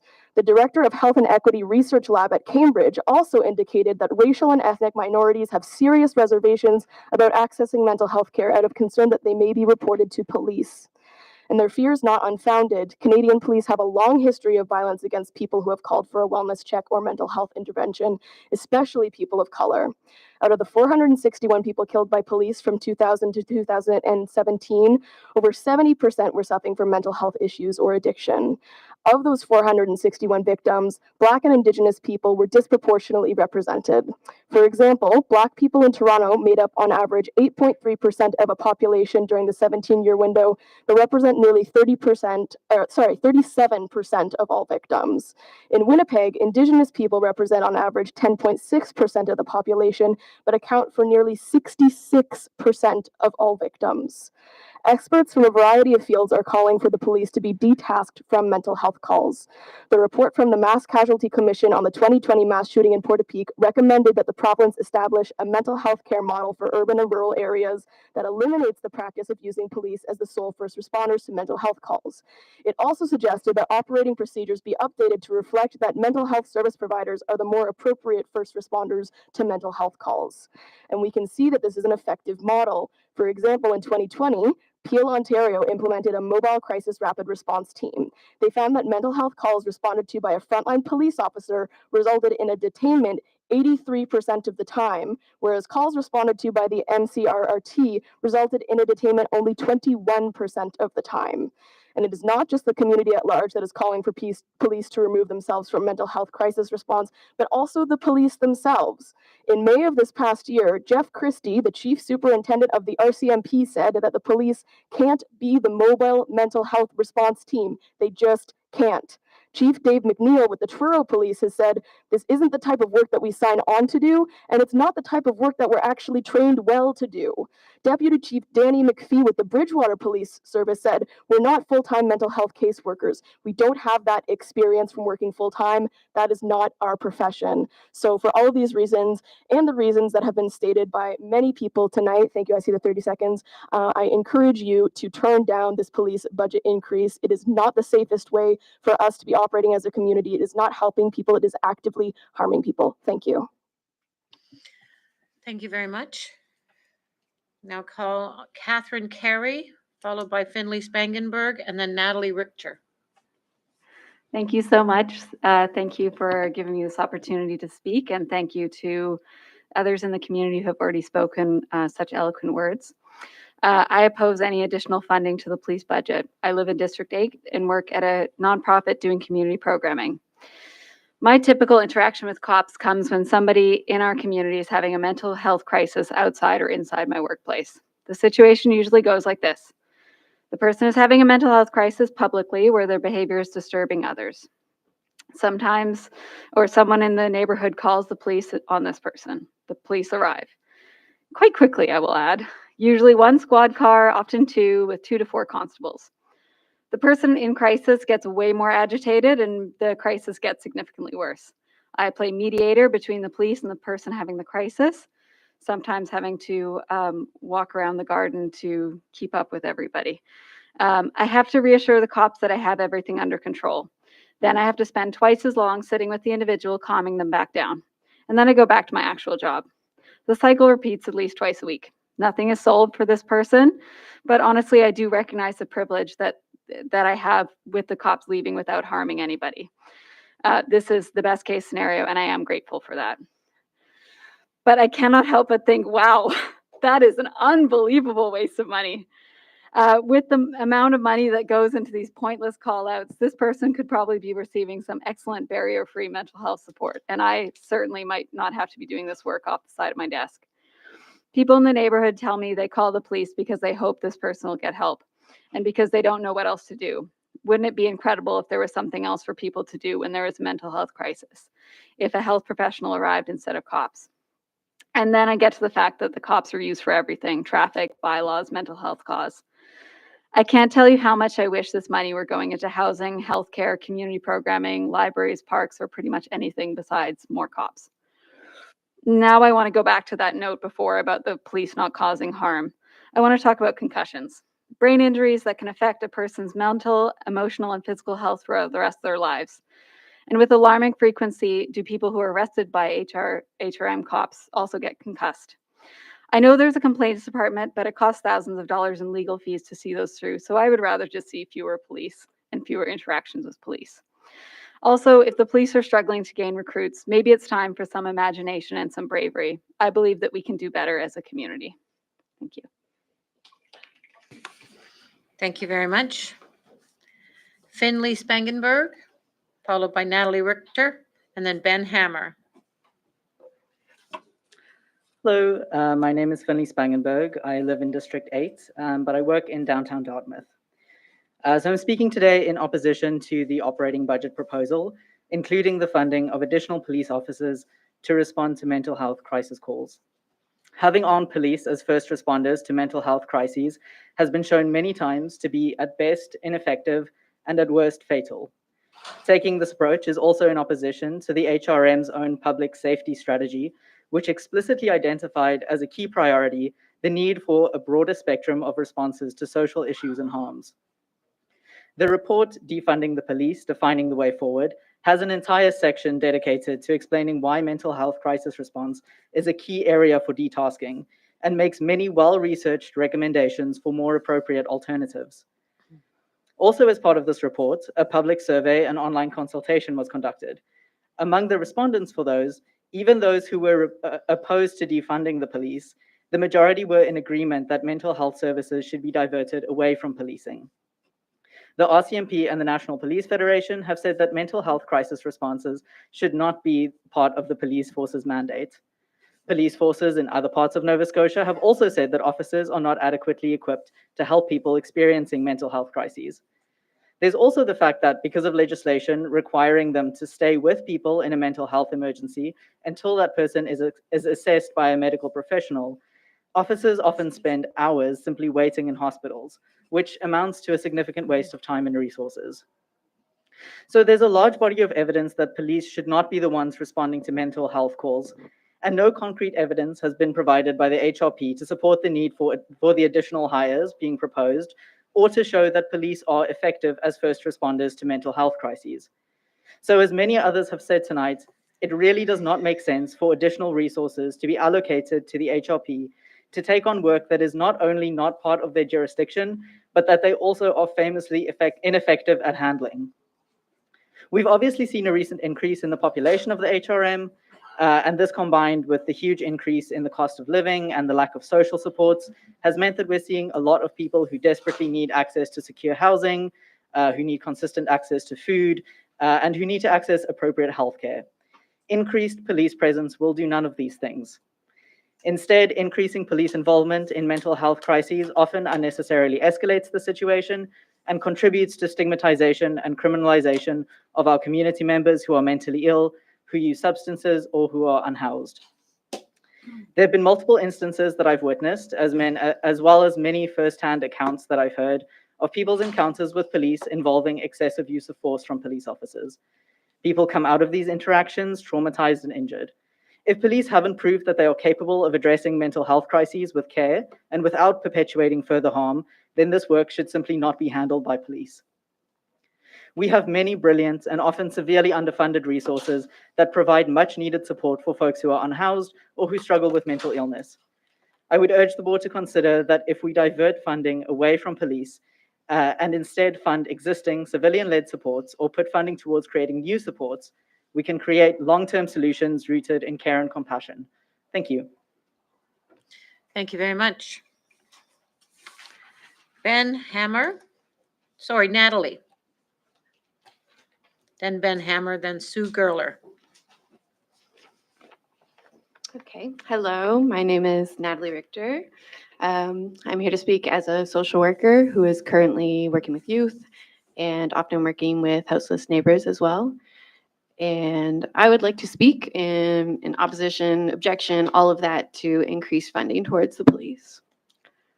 I think that we can all see that there's a state of emergency in Chibuktuk right now. I don't think anybody's trying to necessarily deny that. But we are all responding very differently to that state of emergency. People are increasingly unable to afford places to live. They're unable to access supports for mental and physical health, and they're unable to sit by as well in a state of emergency. So in this state of emergency, the municipality responds by calling for more police. It's kind of a knee-jerk reaction, and it works if we want to continue growing the size of the problem.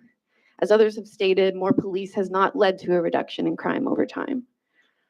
If we want to match a police to every person, matching a police officer to every person who grew up in care and now sleeps in a tent, or if we want a police for every person who lives paycheck to paycheck and now is like living in their van, or for every person who actually has a full-time job and also lives in a tent in Parade Square, then maybe, increasing the police budget would be an appropriate reaction, if that's what we're trying to do. But that does not make us necessarily feel any safer. It feels like as the state of crisis grows, so does this army that was set up to not necessarily reduce the problem, but often what we've seen has been to silence, push aside, move along, arrest, and inevitably possibly detain people who are really struggling. If we are trying to respond to folks at their most vulnerable moments by centering and prioritizing, making time, and providing space, kind of the opposite of all of those things, how do the police plan to do that exactly? And what can police realistically offer that is helpful when they show up with a bulletproof vest, a gun at their hip, and they've got the handcuffs ready? That's automatically going to escalate things for someone experiencing a crisis. What would make us feel safer is investing in more of what we need to feel secure. So as folks have already mentioned, these things are affordable housing, livable wages, food security, healthcare. We need to see real change in those areas, and that means changing government legislation and adding roles outside of the police that provide access to these crucial needs. Adding police to defend that legislation kind of keeps us stuck in this cycle and is not going to solve the problem. Okay, sorry, I have all these stars and I'm just reading all these words, and I just want to know what the response will be when we allocate funds to police. It's not going to create change if we don't support those basic needs for people. Okay, I'm going to stop ranting and walk away now. Thank you. Call him Ben Hammer, then Sue Gerler, and then Annie Lapp. Hello. The police budget does not exist in a vacuum. HRP and RCMP account for the plurality of HRM's budget, and a full order of magnitude more than most other municipal departments get. I've long dreamed of a policy requiring all other municipal business units to have an operating budget equal to or greater than the policing budget. Under such a policy, rec and libraries would have the resourcing to reduce crimes of desperation by providing more supportive programs and services, while any municipal tax cuts would have to come from the policing budget before affecting other departments. What would it be like if all other business units had over $100 million a year of operating funding to work with? What would Halifax Public Libraries do if their operating budget were more than tripled? That's enough funding to build 1.5 central libraries a year. But what could it do for operating costs? Instead, HRM contributes more funding to the RCMP than its own libraries. What would Parks and Rec do if their $50 million budget were doubled? Could the new Commons pool stay open past August? Could existing water fountains and park washrooms stay open 24/7, 365, and not just during summer daylight hours?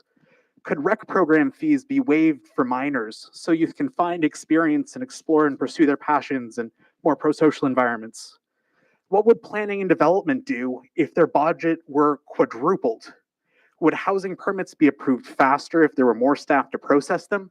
Could the department hire social workers to better reach and include people on the margins in decision-making processes?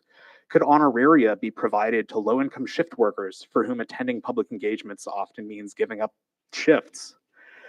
Last year, Halifax Transit repeatedly failed to pay its drivers on time, resulting in at least one driver being evicted because they couldn't pay rent. How many of your officers have been evicted because you didn't have the funding to pay them on time? I've lived in the city for a decade, and in my few interactions with the HRP, I've either been dismissed or assaulted. I interact with bus drivers on a daily basis and librarians at least once a month. I have never been assaulted by drivers or librarians. I've never been helped by the police. I want my city's budget to fund services that support its residents, and I have yet to see proof that includes policing.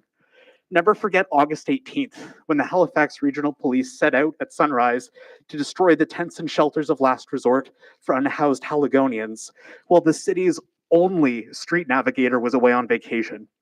If you're having challenges with recruitment and retention, maybe it's because people won't sell out their morals as cheaply as they used to.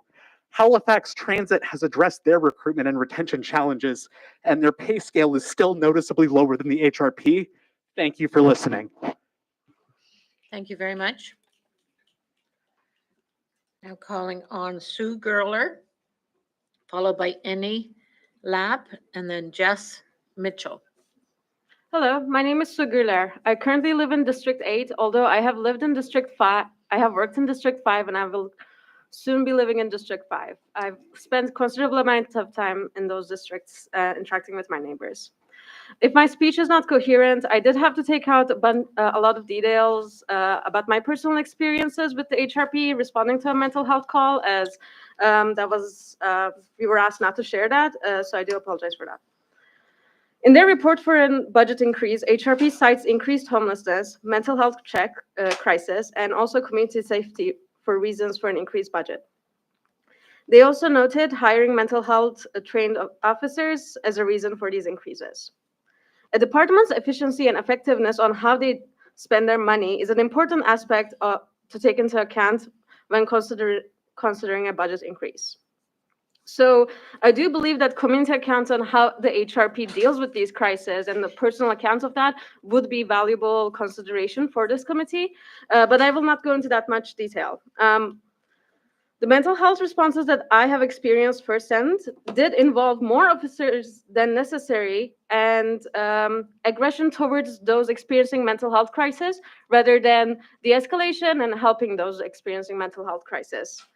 Even when there was a trained mental health officer present in the scene, their effectiveness was neutralized by aggressive trained officers dealing with those with mental health crisis. I also know a community member who ended their mental health hotline call earlier, even when she was still in crisis, because she was informed that a police officer would show up in her home and she did not want to risk her roommate's safety. I'm grateful she was allowed to tell me that story because it could have gone a different way. I have opted to not call the police when I have noticed that my neighbors' safety might be in risk, and I have showed up in person, even though I have no official training, to help them because I knew from my personal experiences and overwhelming reports that the presence of HRP will not improve their safety or the safety of the community. At a time when HRP is experiencing record housing crisis, it is negligent of the council to allocate more money to a department that does not improve community health and that has worked inefficiently in doing so. I would also like to add that I do work in the nonprofit sector in food security, and when we have to move around our budget to provide more hot meals, we are able to do that with our existing budget because we're not able to ask for more funding immediately when we need to. And I believe the HRP's capability to do so, to offer more mental health trained officers within their current budget. So I strongly oppose the budget increase. Thank you. Thank you. Now call on Annie Lapp, followed by Jess Mitchell and Rachel Dara.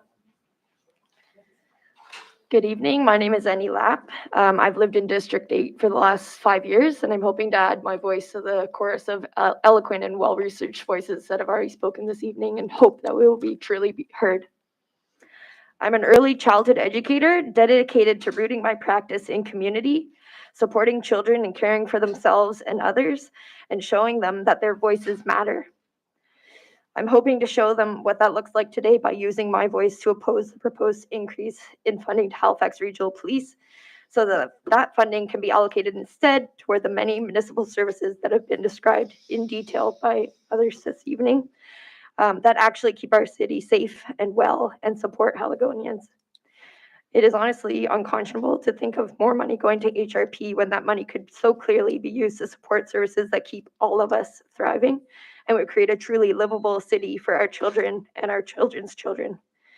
Let's show our children what it means to care for each other and invest in community care. Thank you. Thank you very much. Now call on Annie Lapp and Jess Mitchell. Oh, that was Annie, sorry, excuse me.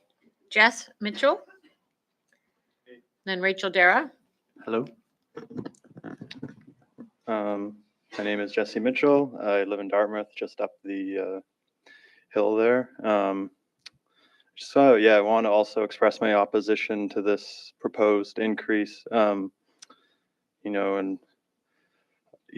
aware a lot of people expressed concerns at the last meeting, some of them pretty biased. And I'm also aware there's been an increase in calls the police have received, and is like one of the reasons I saw for, I can't remember the exact number, but there's more calls this year. I just feel like it's kind of maybe a biased and flawed reasoning for increasing the budget. I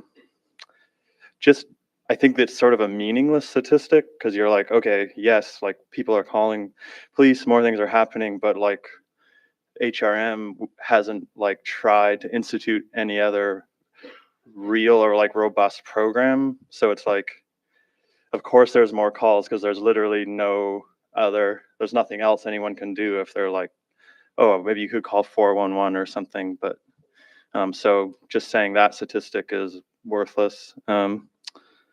Everyone's said stuff well more research and eloquently than I can, but I live close to a couple encampments. I've never this has come up as an issue here. Like I've never feared for my property, my person, etc.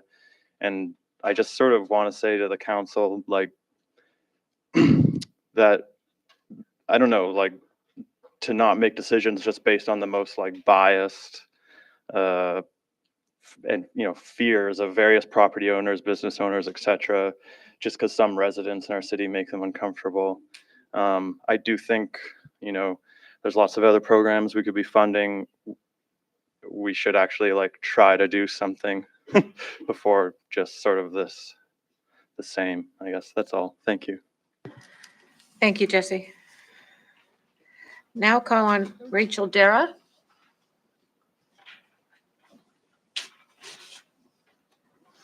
Rachel, are you in the room?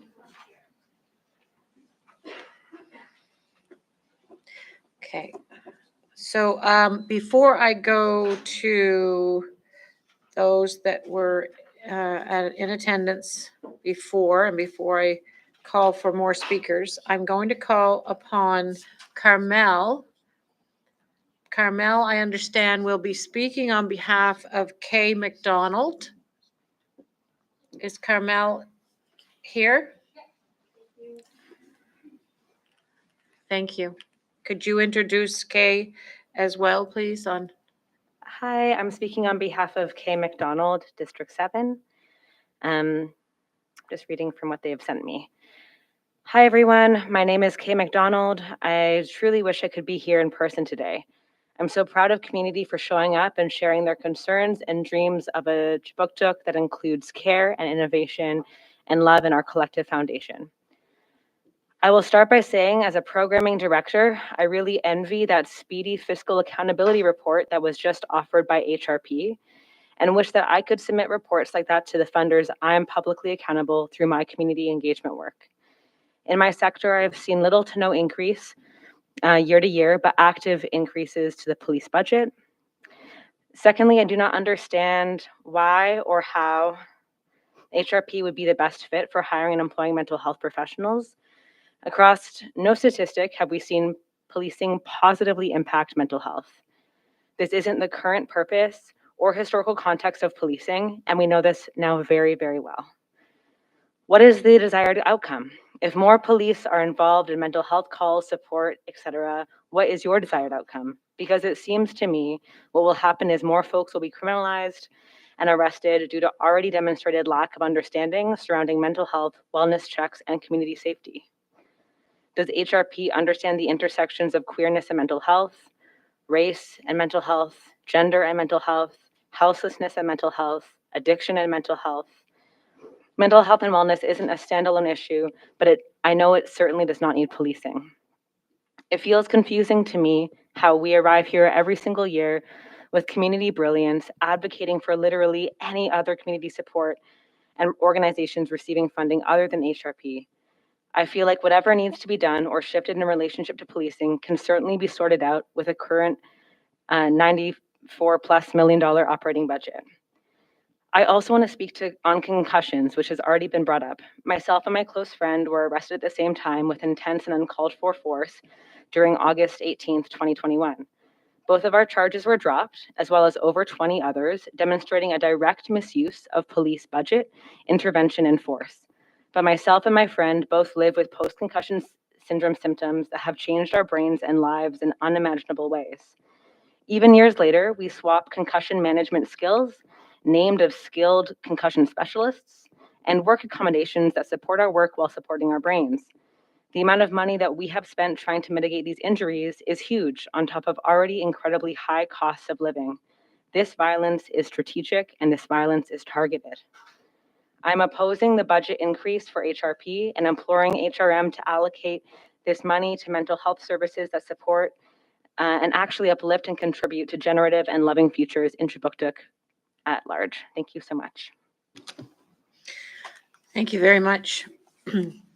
Given the time, we do have probably lots of time to get in a couple of people that would like to speak tonight that I'm making an exception for. This is, no, not an exception. This is, just one second.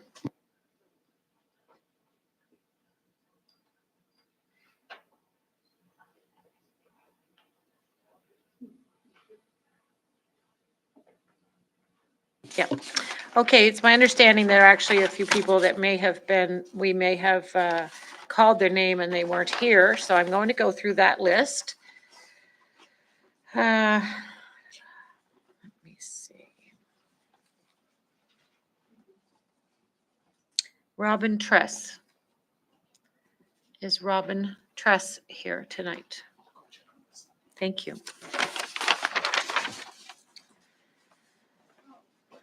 Collins Elson. Okay. Joanne Bailey. Okay, we'll start with Collins.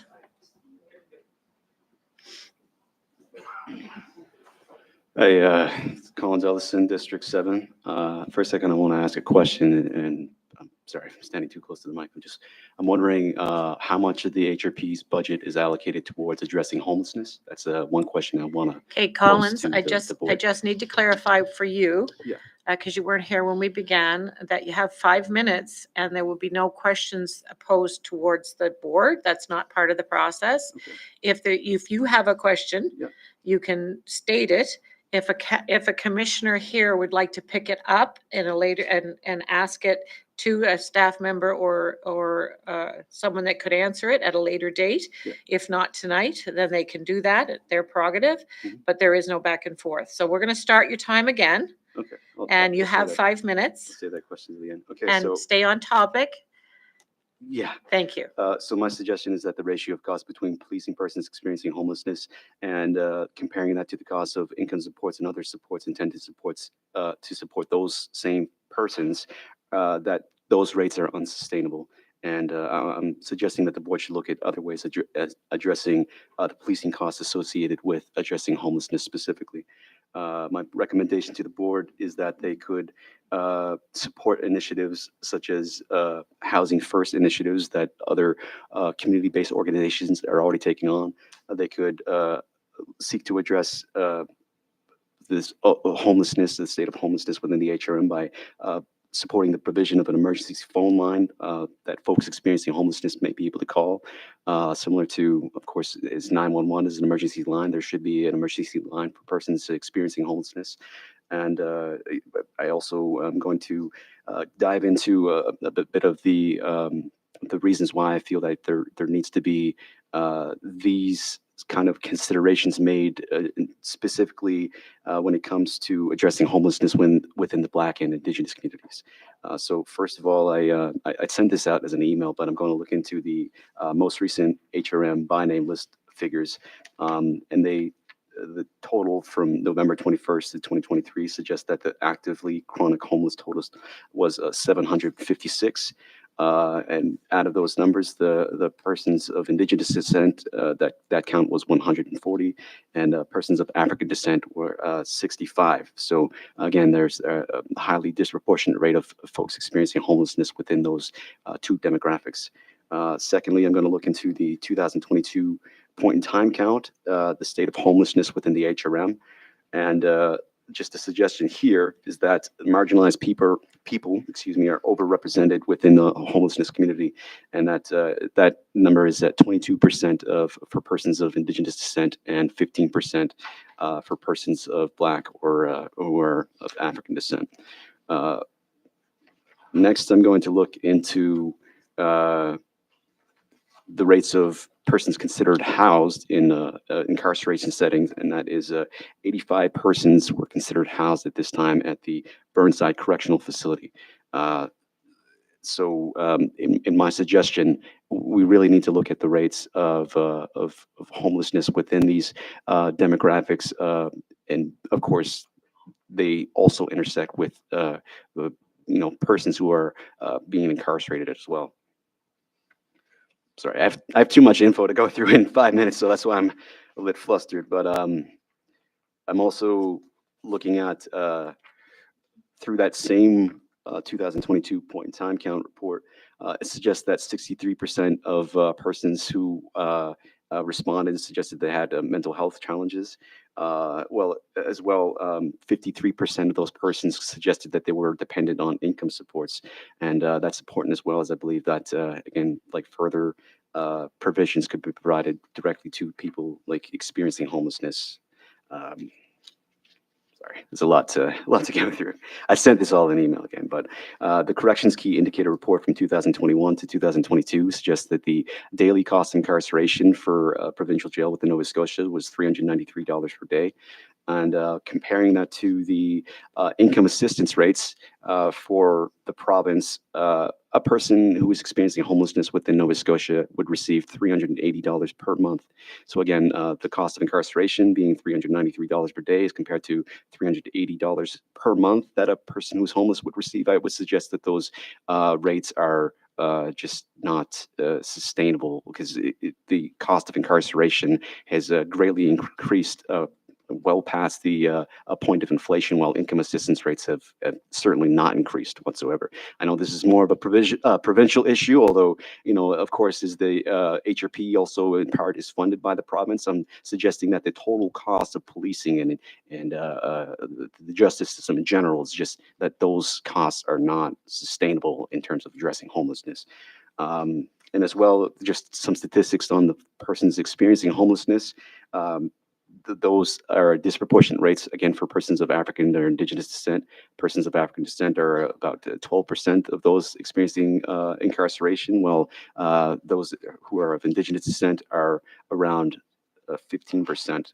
And my final suggestion to the board, which I've kind of highlighted in the email, is that the Affordable Housing Association, which is the main community organization working to address homelessness within the HRM, has certainly suggested they have the capacity to support a hotline which could be used to divert some of the current resources that police use to address homelessness. So that would be my recommendation to council, is to work with the Affordable Housing Association and other housing organizations within the region to support this line.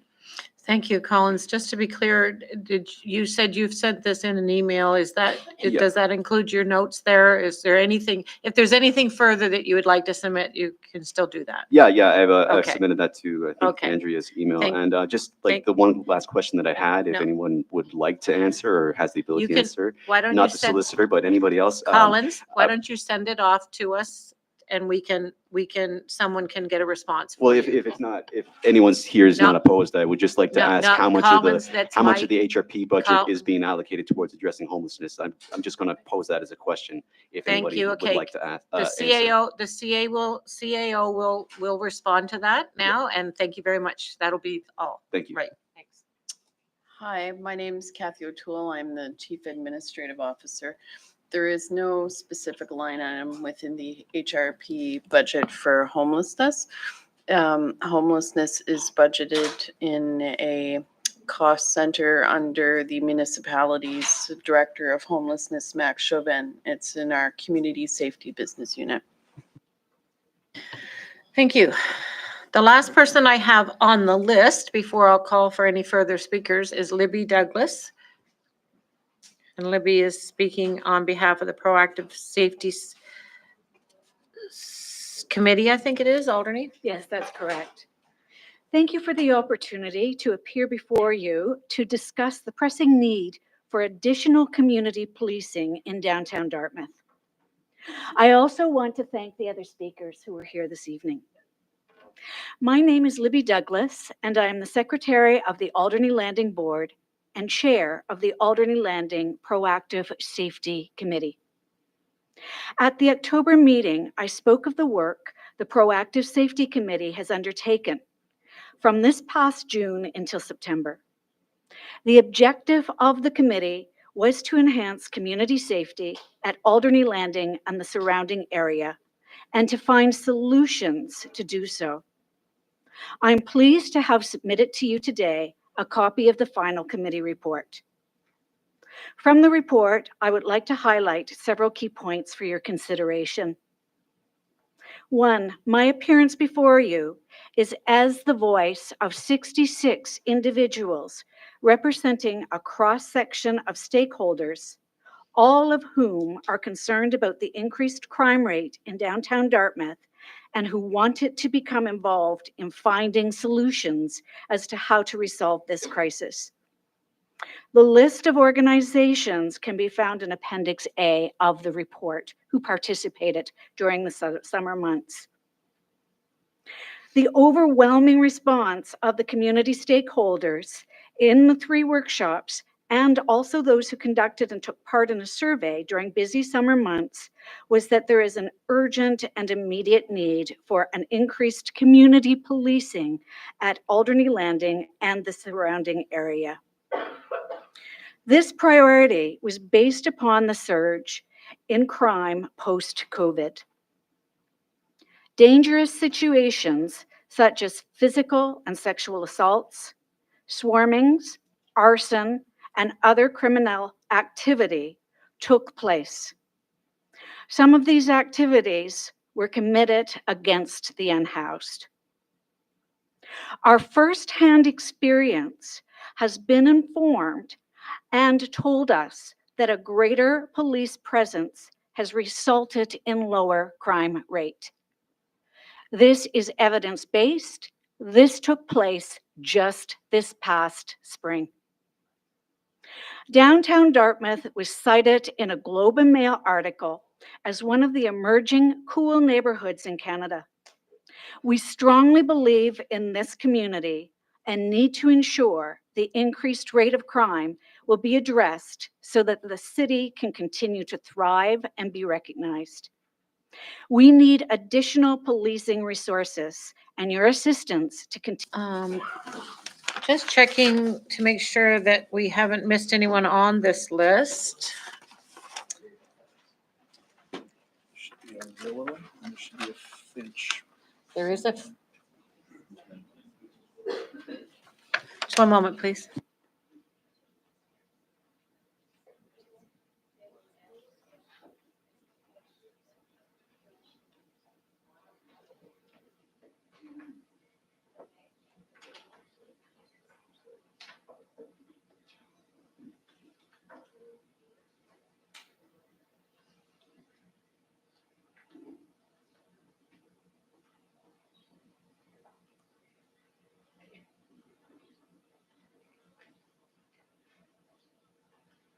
And then,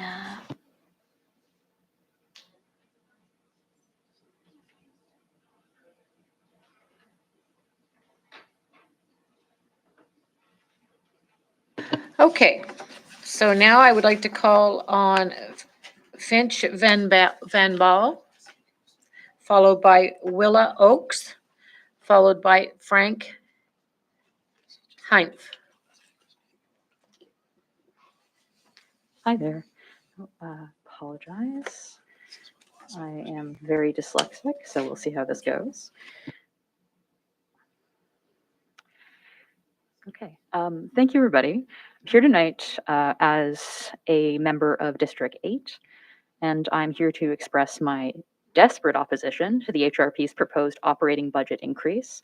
I want to thank all those tonight who have taken the time to draw attention to the countless resources currently allotted to the HRP and how those same resources could do so much good in our communities when directed elsewhere. I'm going to ad-lib this part. I am someone who lives with severe mental illness. I have been hospitalized 4 times. All of those times I have been held on involuntary psychiatric holds in which, though I did self-present at the ER, I was then spending between 6 and 12 hours in a waiting room next to a fully armed police officer. Those experiences have me shaking right now. They are barriers to myself for seeking support when I need it, and anecdotally, barriers to friends, family, and neighbors. I firmly believe that by strengthening or by adding more police officers to our response to mental health crises, that not only do we run the risk of seeing an increased number of the increased violence towards people who are living with mental illness and in crisis, but that we will also see those who will opt out from utilizing programs like the Mobile Crisis Unit, who will opt out of presenting to the ER. I think that this this proposal is not only something that is personally quite charged, but I am of the firm belief that this could possibly harm those in our communities who most desperately require care.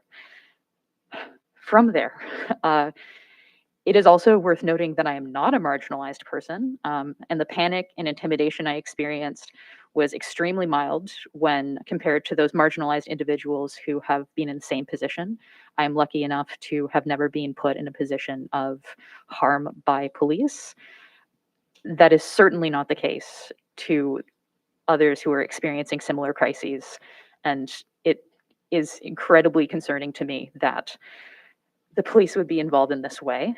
So personal experiences aside, I want to share that we know that alternatives exist to the inclusion of police officers in crisis response. In a 2018 article published in the Nova Scotia Advocate, Dr. Jamie Livingston of St. Mary's University Department of Criminology suggests the following alternatives. That we could integrate peer support specialists into municipal health crisis response systems, that we can establish civilian-led community-based wellness check programs and services, and also addresses the importance of anti-Black and anti-Indigenous race, or the importance of addressing anti-Black and anti-Indigenous racism by empowering and funding communities to take the lead on designing and delivering components of this crisis response system. There are numerous precedents across Canada, the United States, in which police involvement have been removed from mobile crisis response. This is not, this is a possibility. This is something that we can see. This is something that we can put into action. The money that's being requested by the HRP could be used in so many ways. And I think the funding increase that is being requested tonight, those funds could provide the same amount of support without the police presence. And I firmly believe that in doing so could serve the community so much better than it is currently serving the community. Finally, to quote Interim Police Chief Don McLean, as published in the CBC this past October, as he spoke to the 12 proposed positions of officers involved in mental health crisis responses and placements in hospitals, this will help put my officers back in the street dealing with actual issues, to quote the interim police chief. If that does not speak to the Halifax Regional Police's attitudes towards supporting our neighbors in crisis, I don't know what does. Thank you very much for your time. Thank you very much.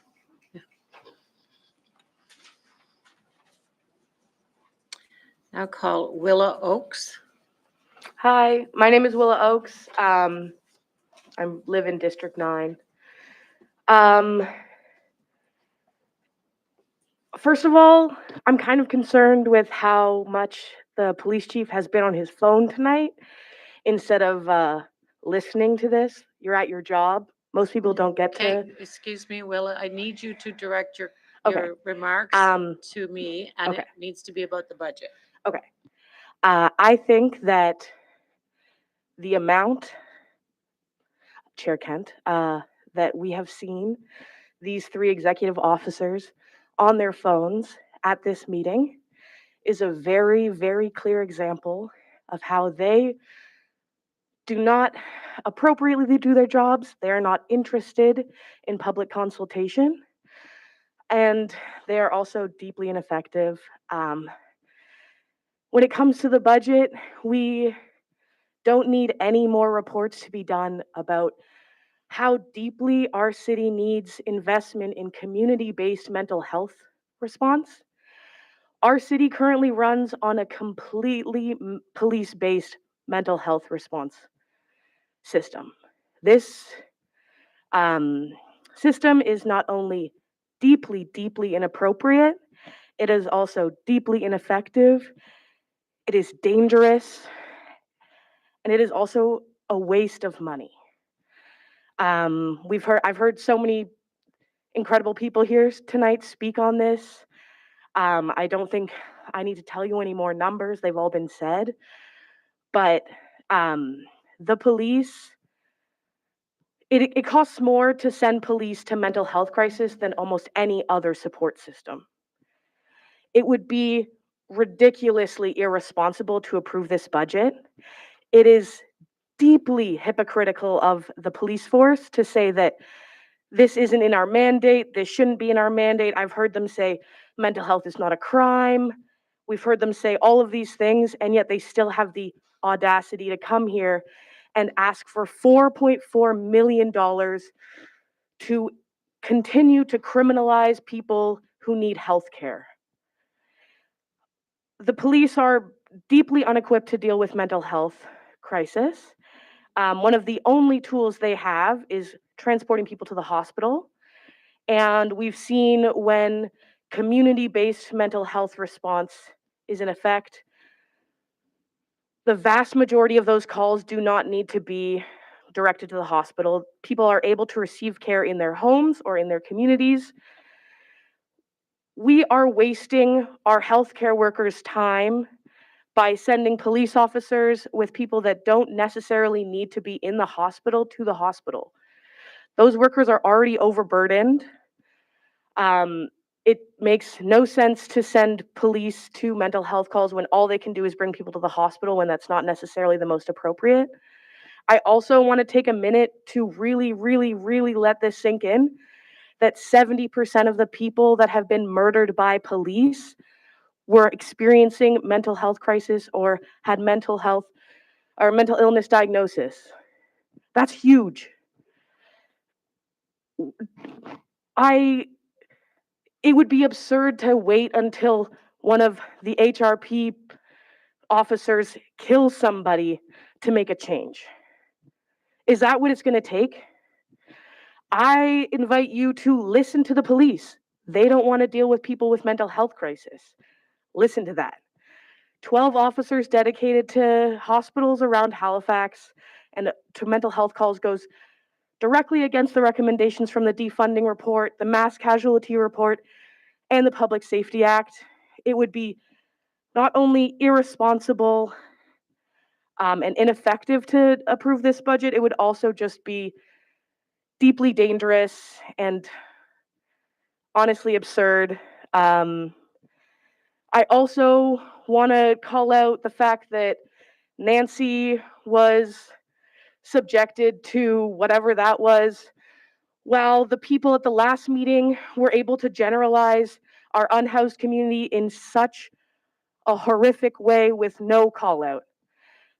I'm very, very disappointed that you guys let that language be used to describe people who are experiencing homelessness. And I think that the way Nancy was treated shows that this community consultation is not what you want. This is not, and as so many people have said, I don't know, this meeting is deeply inaccessible.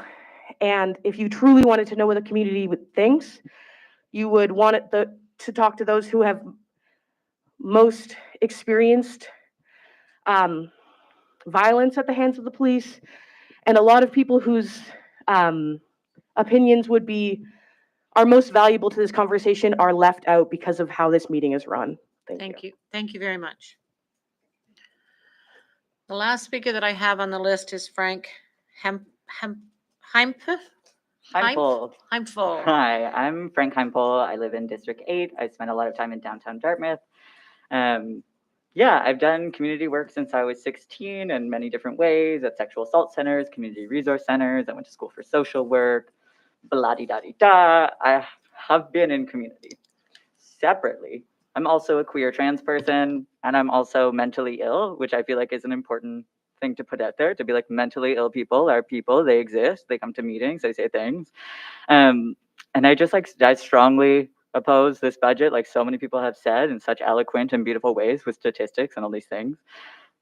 And I think like what's important for me to say here now as a queer and trans person, as a mentally ill person, as a person in community, is that like community in this way has saved my life many times.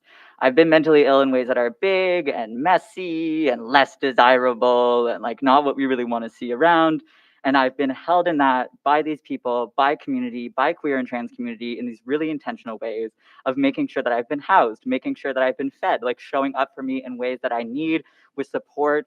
And a big part of that is not being afraid of those big emotions.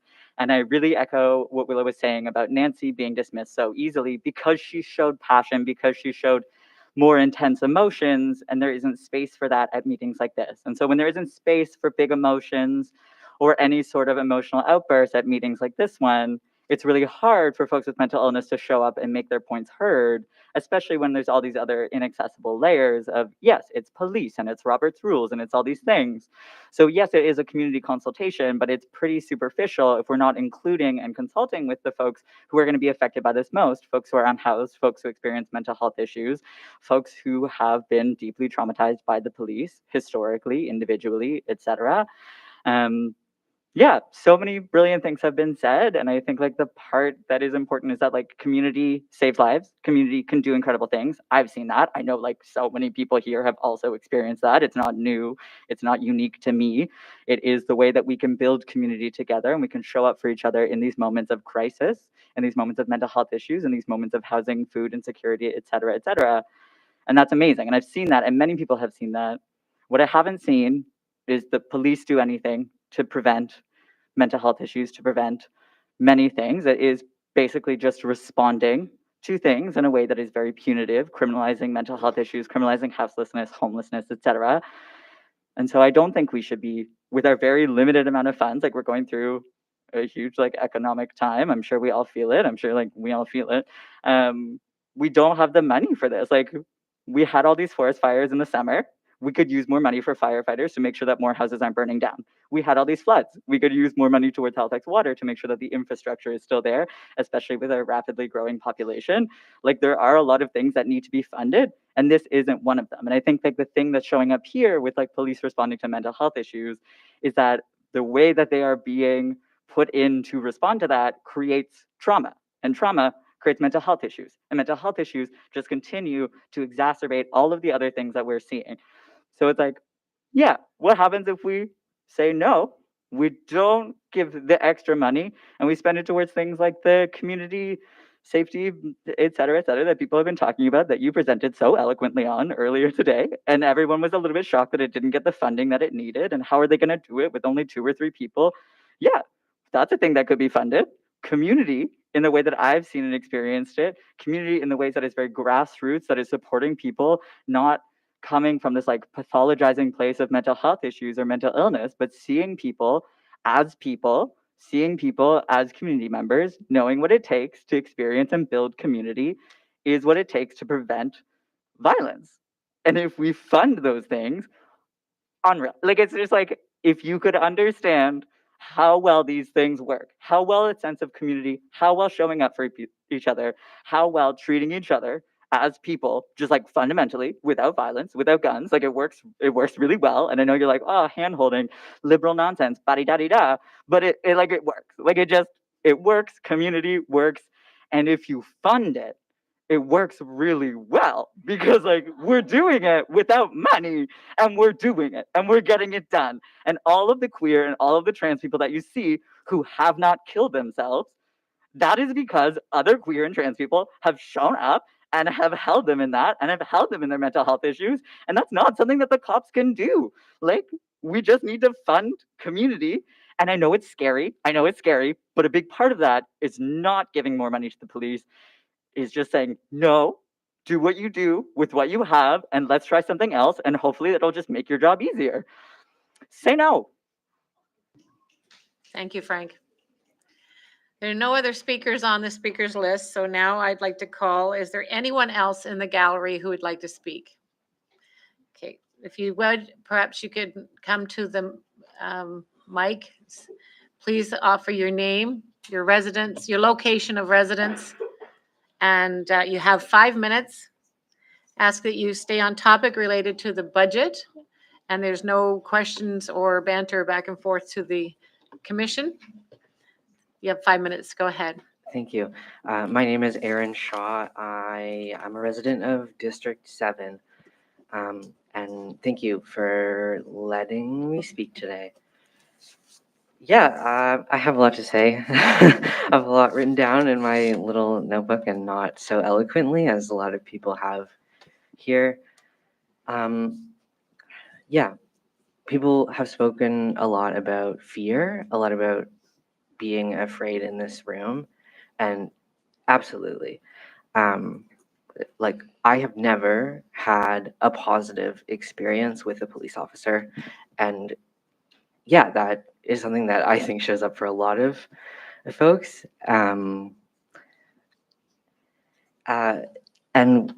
yes, sorry.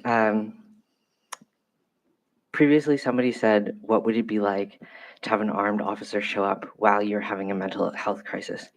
And that's something that I know. I am a mentally ill person. It's something that I've experienced. And I will say that I, in that moment, while in hospital, while in crisis, was never afraid of any of the other people experiencing crisis. I was only afraid of the police, exclusively. Yeah, and I think that says something, right? And we've heard from the police that this is not something that they want to do. It's something that they don't really have training to do. I think that's a very obvious reason to not go forward with the proposed budget, because why don't make somebody do something they don't want to? I don't know, that doesn't seem like a hard thing to me. Yeah, like that money could go to so many other things. Another point I wanted to make is that if the police are having a difficult time hiring and retaining people. Why are we spending money, even more money, trying to do this? Earlier in the night, we heard, I'm sorry, I couldn't see who said it, but somebody said that we don't want to overtax the public for positions that we may not be able to fill in regards to these like community safety programs. And I think, why then, if we're struggling so much to find people who want to be police officers, why are we giving them the luxury to struggle in filling these positions when we don't give that opportunity to community-based support programs, which, like so many people have said before me this evening, do a better job of assessing mental health crises, homelessness, pretty much any social issue that happens in community. Thank you. Thank you very much. I believe there were other speakers. If you could identify yourself to the tall chap with the paper in his hand, we can get your name and record it in advance as well, and that will allow me to call your name to come to the mic. What's your just Hi, my name is Adrian Peace Williams. Can you say that again? Adrian Peace Williams. Thank you. It's hyphenated. I'm from or I live in District 35, and I realize that's far away, but I go to school here in Dartmouth, and so what's happening here tonight does affect me.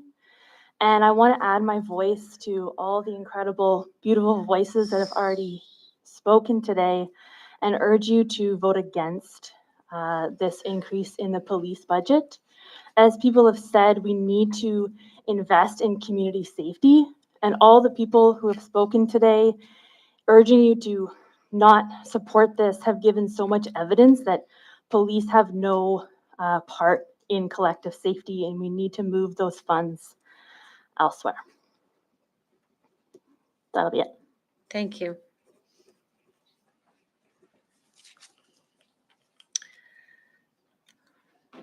Ian, do we have anyone else? Okay, thank you. Hi, my name is Leah Guyers. I live in District 3. I came here tonight to support so many beautiful people that were speaking to this budget increase, and I just felt the big urge to add my voice to that I strongly disagree with this budget being given to further the police force of the HRM. I think that we can all agree that when we diversify funds and when we can see the beauty and all of our diverse experiences of the world, that we are stronger together. And I would love to see that mimicked in this decision around the budget. You know, we can look to Mother Earth and all of her beautiful diversity, and we can actually act on that and hold that in our hearts and look to each other and say, yes, we are stronger together. Thank you. Thank you, Luke. Okay, thank you. Hello, my name is Eloise Brunet-Valade. I live in District 7. I want to echo so many people here tonight. I wholeheartedly oppose an increase to the police budget, which is already enormous. It is already so much money. I would love to see that money being redistributed towards associations and non-for-profits and projects in the city that are already thriving with so little. So many folks in my community are parts of those organizations, of that work, and I see them day after day so burnt out. And part of it is the little funding that they get. There is so much that could be done. I think I feel baffled that we are still having this type of conversation when there is data, when there is statistics available to us out there. I feel like this board I feel like you guys all seem like brilliant people. I think that there is a lot of intelligent people out there. And so I am so, this is an emotional night. This is hard for so many of us. I don't understand how we can look at numbers, at research, at academics that spend their time and resources and passion to understand what is happening socially at a provincial and municipal level. So let's look at the numbers. Let's prioritize science, truth. Let's go for that. Let's go for supporting the people. Thank you. Thank you. Are there any further speakers? Thank you. Hi there, my name is Ames Mather, and I reside in District 3. I had not originally planned to speak today, but I had a really hard time sitting through today's meeting. I'm going to start by expressing how much fear I am experiencing by being in this room with armed police officers. It is not an accessible consultation. I will echo my peers on that. I'm a youth worker at a local nonprofit organization, and I've worked with youth in community and housing realms for close to a decade. In both Halifax and Toronto, I've experienced social service systems in many different capacities. I've been present and responsive to hundreds of youth crises over the years. There has never been a single time where calling the police was a viable option for supportive resolution of youth crises. In fact, it is not uncommon in this work to build entire safety plans around the complete avoidance of calling the police.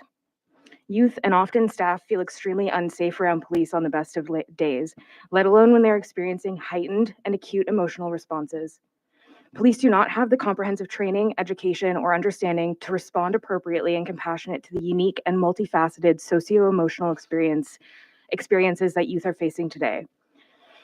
No amount of money or budget increases will fill this gap in understanding. I cannot help but notice that the bulk of people who have expressed pro-budget increase sentiments are overwhelmingly people who have experienced intense privilege and have not had to navigate the collapse of affordable housing, the lack of living wages, food insecurity, the collapse of transit, and so much more. There is a lot of dissonance in this room, a complete disconnection from empathy and relation to the experiences of our unhoused neighbors.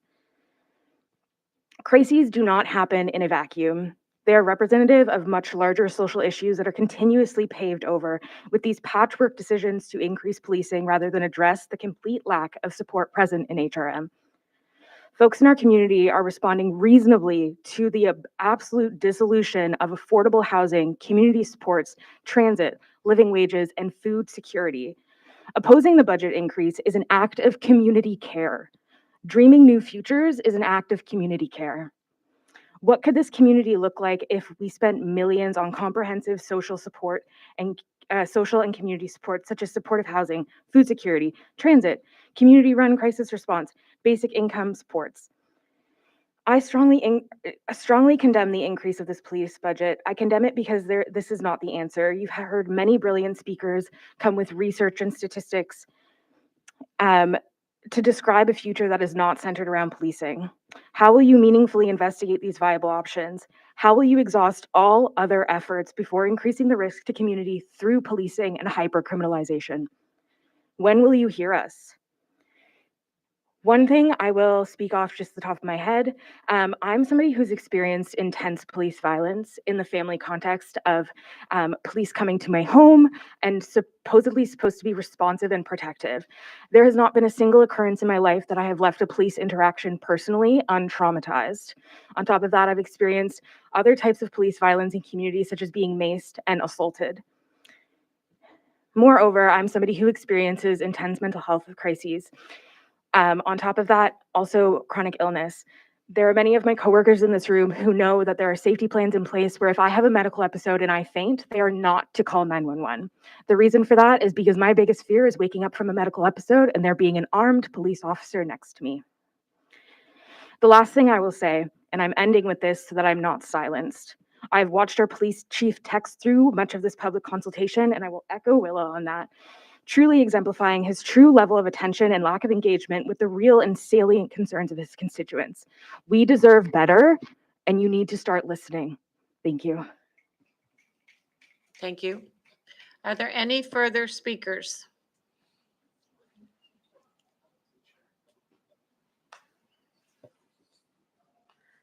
Hello, my name is Selena. I don't know what district I live in, but it's near Spryfield.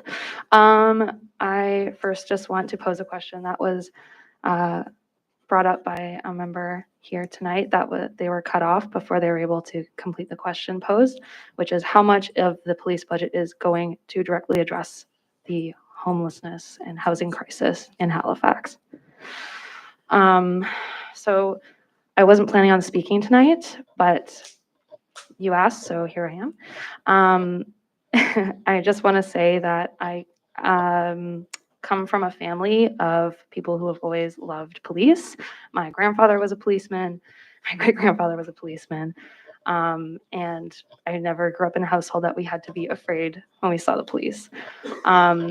Here today, I now have been working with folks that are living like on income assistance, living in insecure housing situations, living in food insecurity. My job is to work with youth in the community, and I am standing here today to say I completely oppose this increase to the police budget because I know for a fact that it will not help the mental health crisis our community is facing. I know for a fact it will only increase crime based on all of the statistics and information shared with you here tonight. I just wanted to say my background and everything because I never used to think about that growing up, but now it is always on my mind because I care so much about the community I live in and I want to see it thrive. And I know a lot of people here probably very much have that mindset of like, well, we need police. Well, we need police. I'm sure a lot of you sitting at this table do as well. I really want to encourage you to think outside of the box. And I'm going to say this, when you really boil it down to why the police force was created on Turtle Island and why the RCMP was created on Turtle Island was to, one, the police force was created to capture enslaved people that had escaped. Secondly, the RCMP was created to rip Indigenous children from their homes and put them into schools that were really torture chambers. Okay. I want to say this I need- because no, I'm gonna ask you to stay focused on. I am the going to stay budget. focused. I do have a point. That is Please not let me finish what focused. I'm saying. No, I'm giving you heads up. I Got need it. you to revert back to the budget, please. I am focused on the budget because I'm saying that we do not need to continue to increase police presence when they are grounded in protecting the properties of the wealthy and the properties of people in power. That is why they exist. They do not exist to help people. They exist to help people that have money. As we have seen here tonight, who supports the increase of the police budget? It is people with money who will continue to benefit. That is all I will say. If you really do want to help community and involve community, you will listen to all of the people here tonight that have opposed and not the 3 or 4 people that want to see more police. Thank you. Thank you. Selena, can you give us your last name, please? I don't use my last name. Thank you.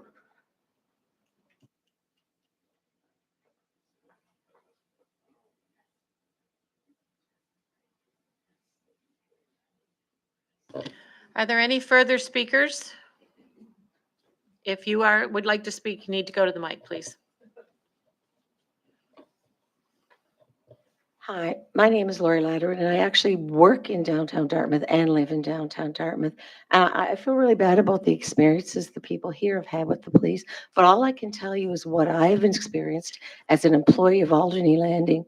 When we were in a crisis mode, we were threatened, we had people with machetes, we were scared to come to work. And then when we ended up with a community police officer, and having a community police officer made everybody feel safe. I'm really sorry that you guys don't feel safe, but people. Sorry, I need you to address all So sorry. remarks too. Oh, please. sorry. Thank you.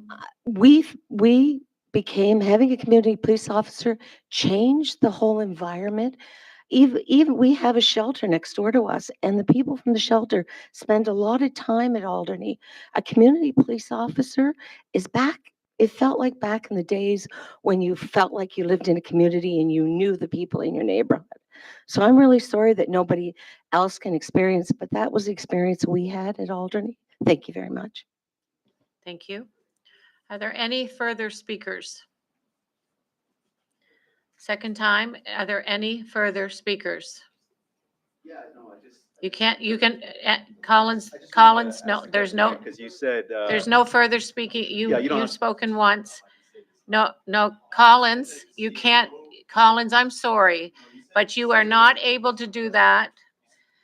We will have to ask you to leave or we will. Collins. That question was answered. And this is just this, I'm gonna ask you please just to refrain from this, Collins.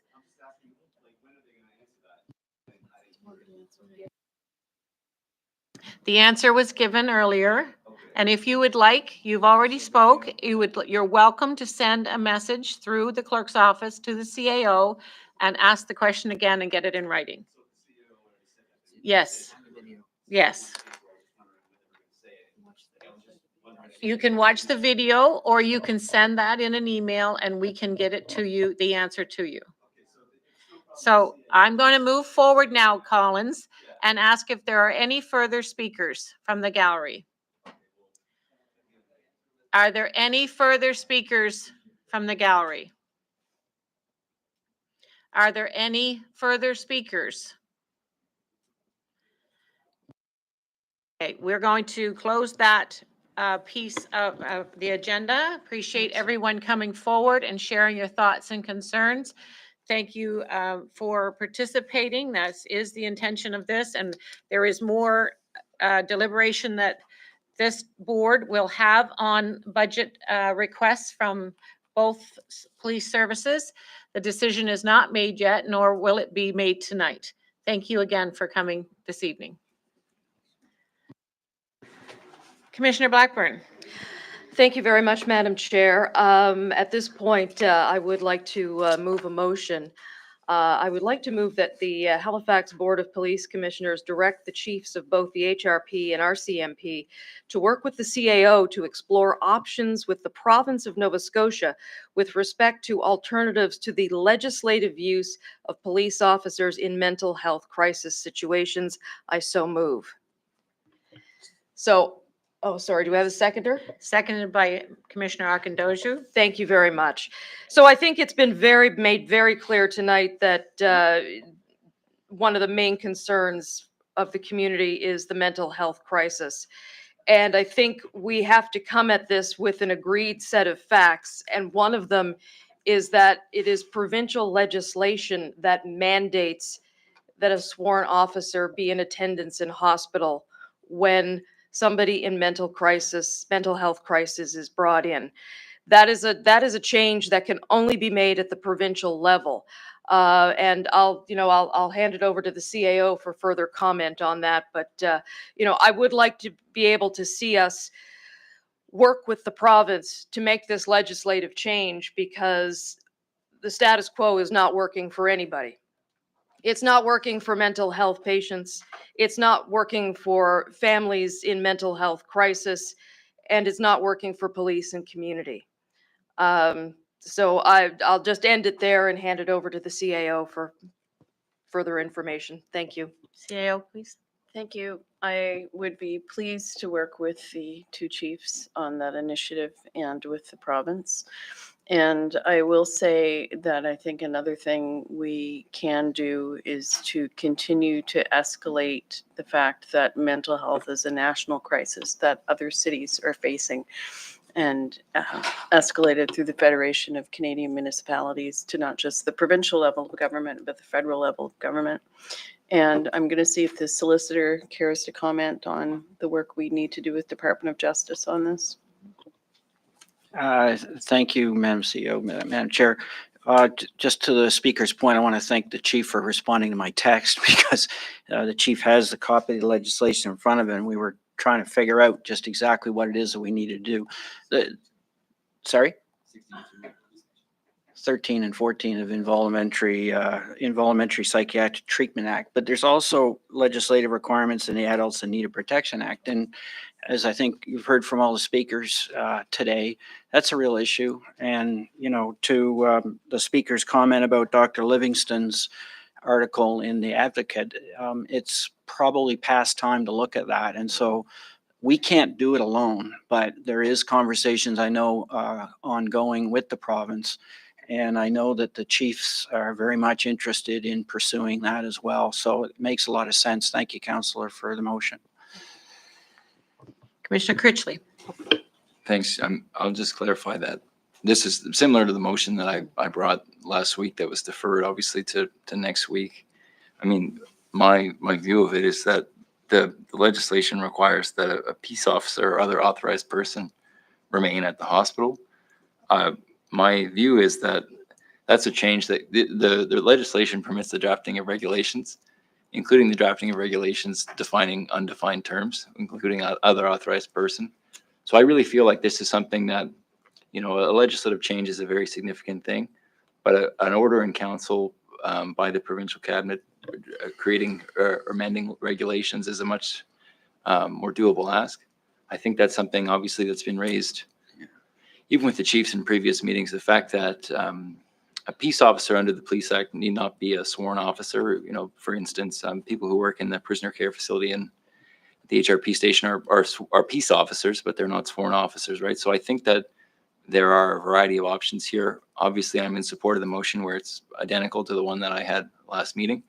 But I just do want to suggest that although a legislative change is something that provinces perhaps may be reticent to make, changes to regulation or even just providing additional clarification regarding the existing legislation and the capacity of non-sworn peace officers to fill that role is, I think, very welcome and much more doable. So hopefully something that our CAO can work with the province on.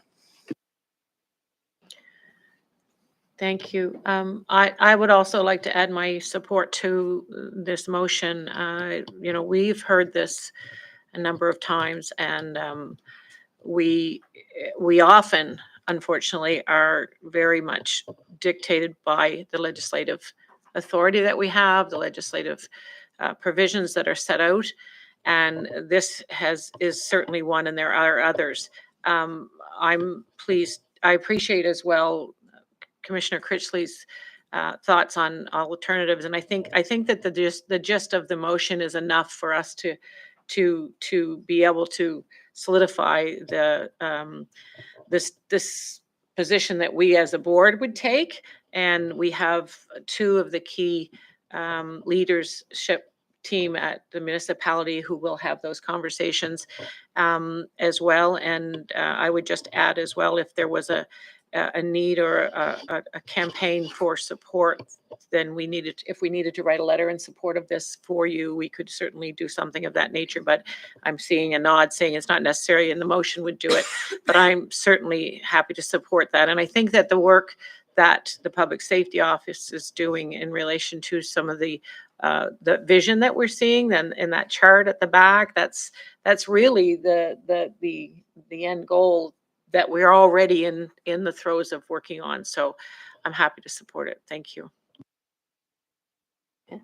Thank you, Madam Chair, and thank you for the support of this. I didn't, first of all, I didn't realize it was similar to the one that Commissioner Critchley was planning to bring forward next meeting. But you know, having said that, I do hope, and my one wish for everyone who is here this evening, you know, once we ask the province to make those changes to work with us to better support and fund mental health initiatives, I do hope that you bring the same passion and articulate voices that you shared with us tonight to your provincial MLAs and your provincial legislators, because they need to hear it just as much, if not more so, than the people around this table, because it's the people across the harbor on Hollis Street that really hold the power to fix things when it comes to mental health and housing. Thank you.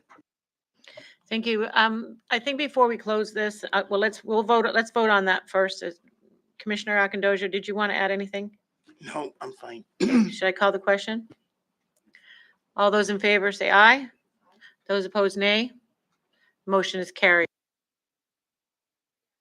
And just further to the concerns raised around people on their phones, that's been an issue, I think, in general around a lot of these kinds of committees where people are concerned that that's happening. And I just want to clarify that probably not unlike many of the people in the gallery here, these are our work apparatuses.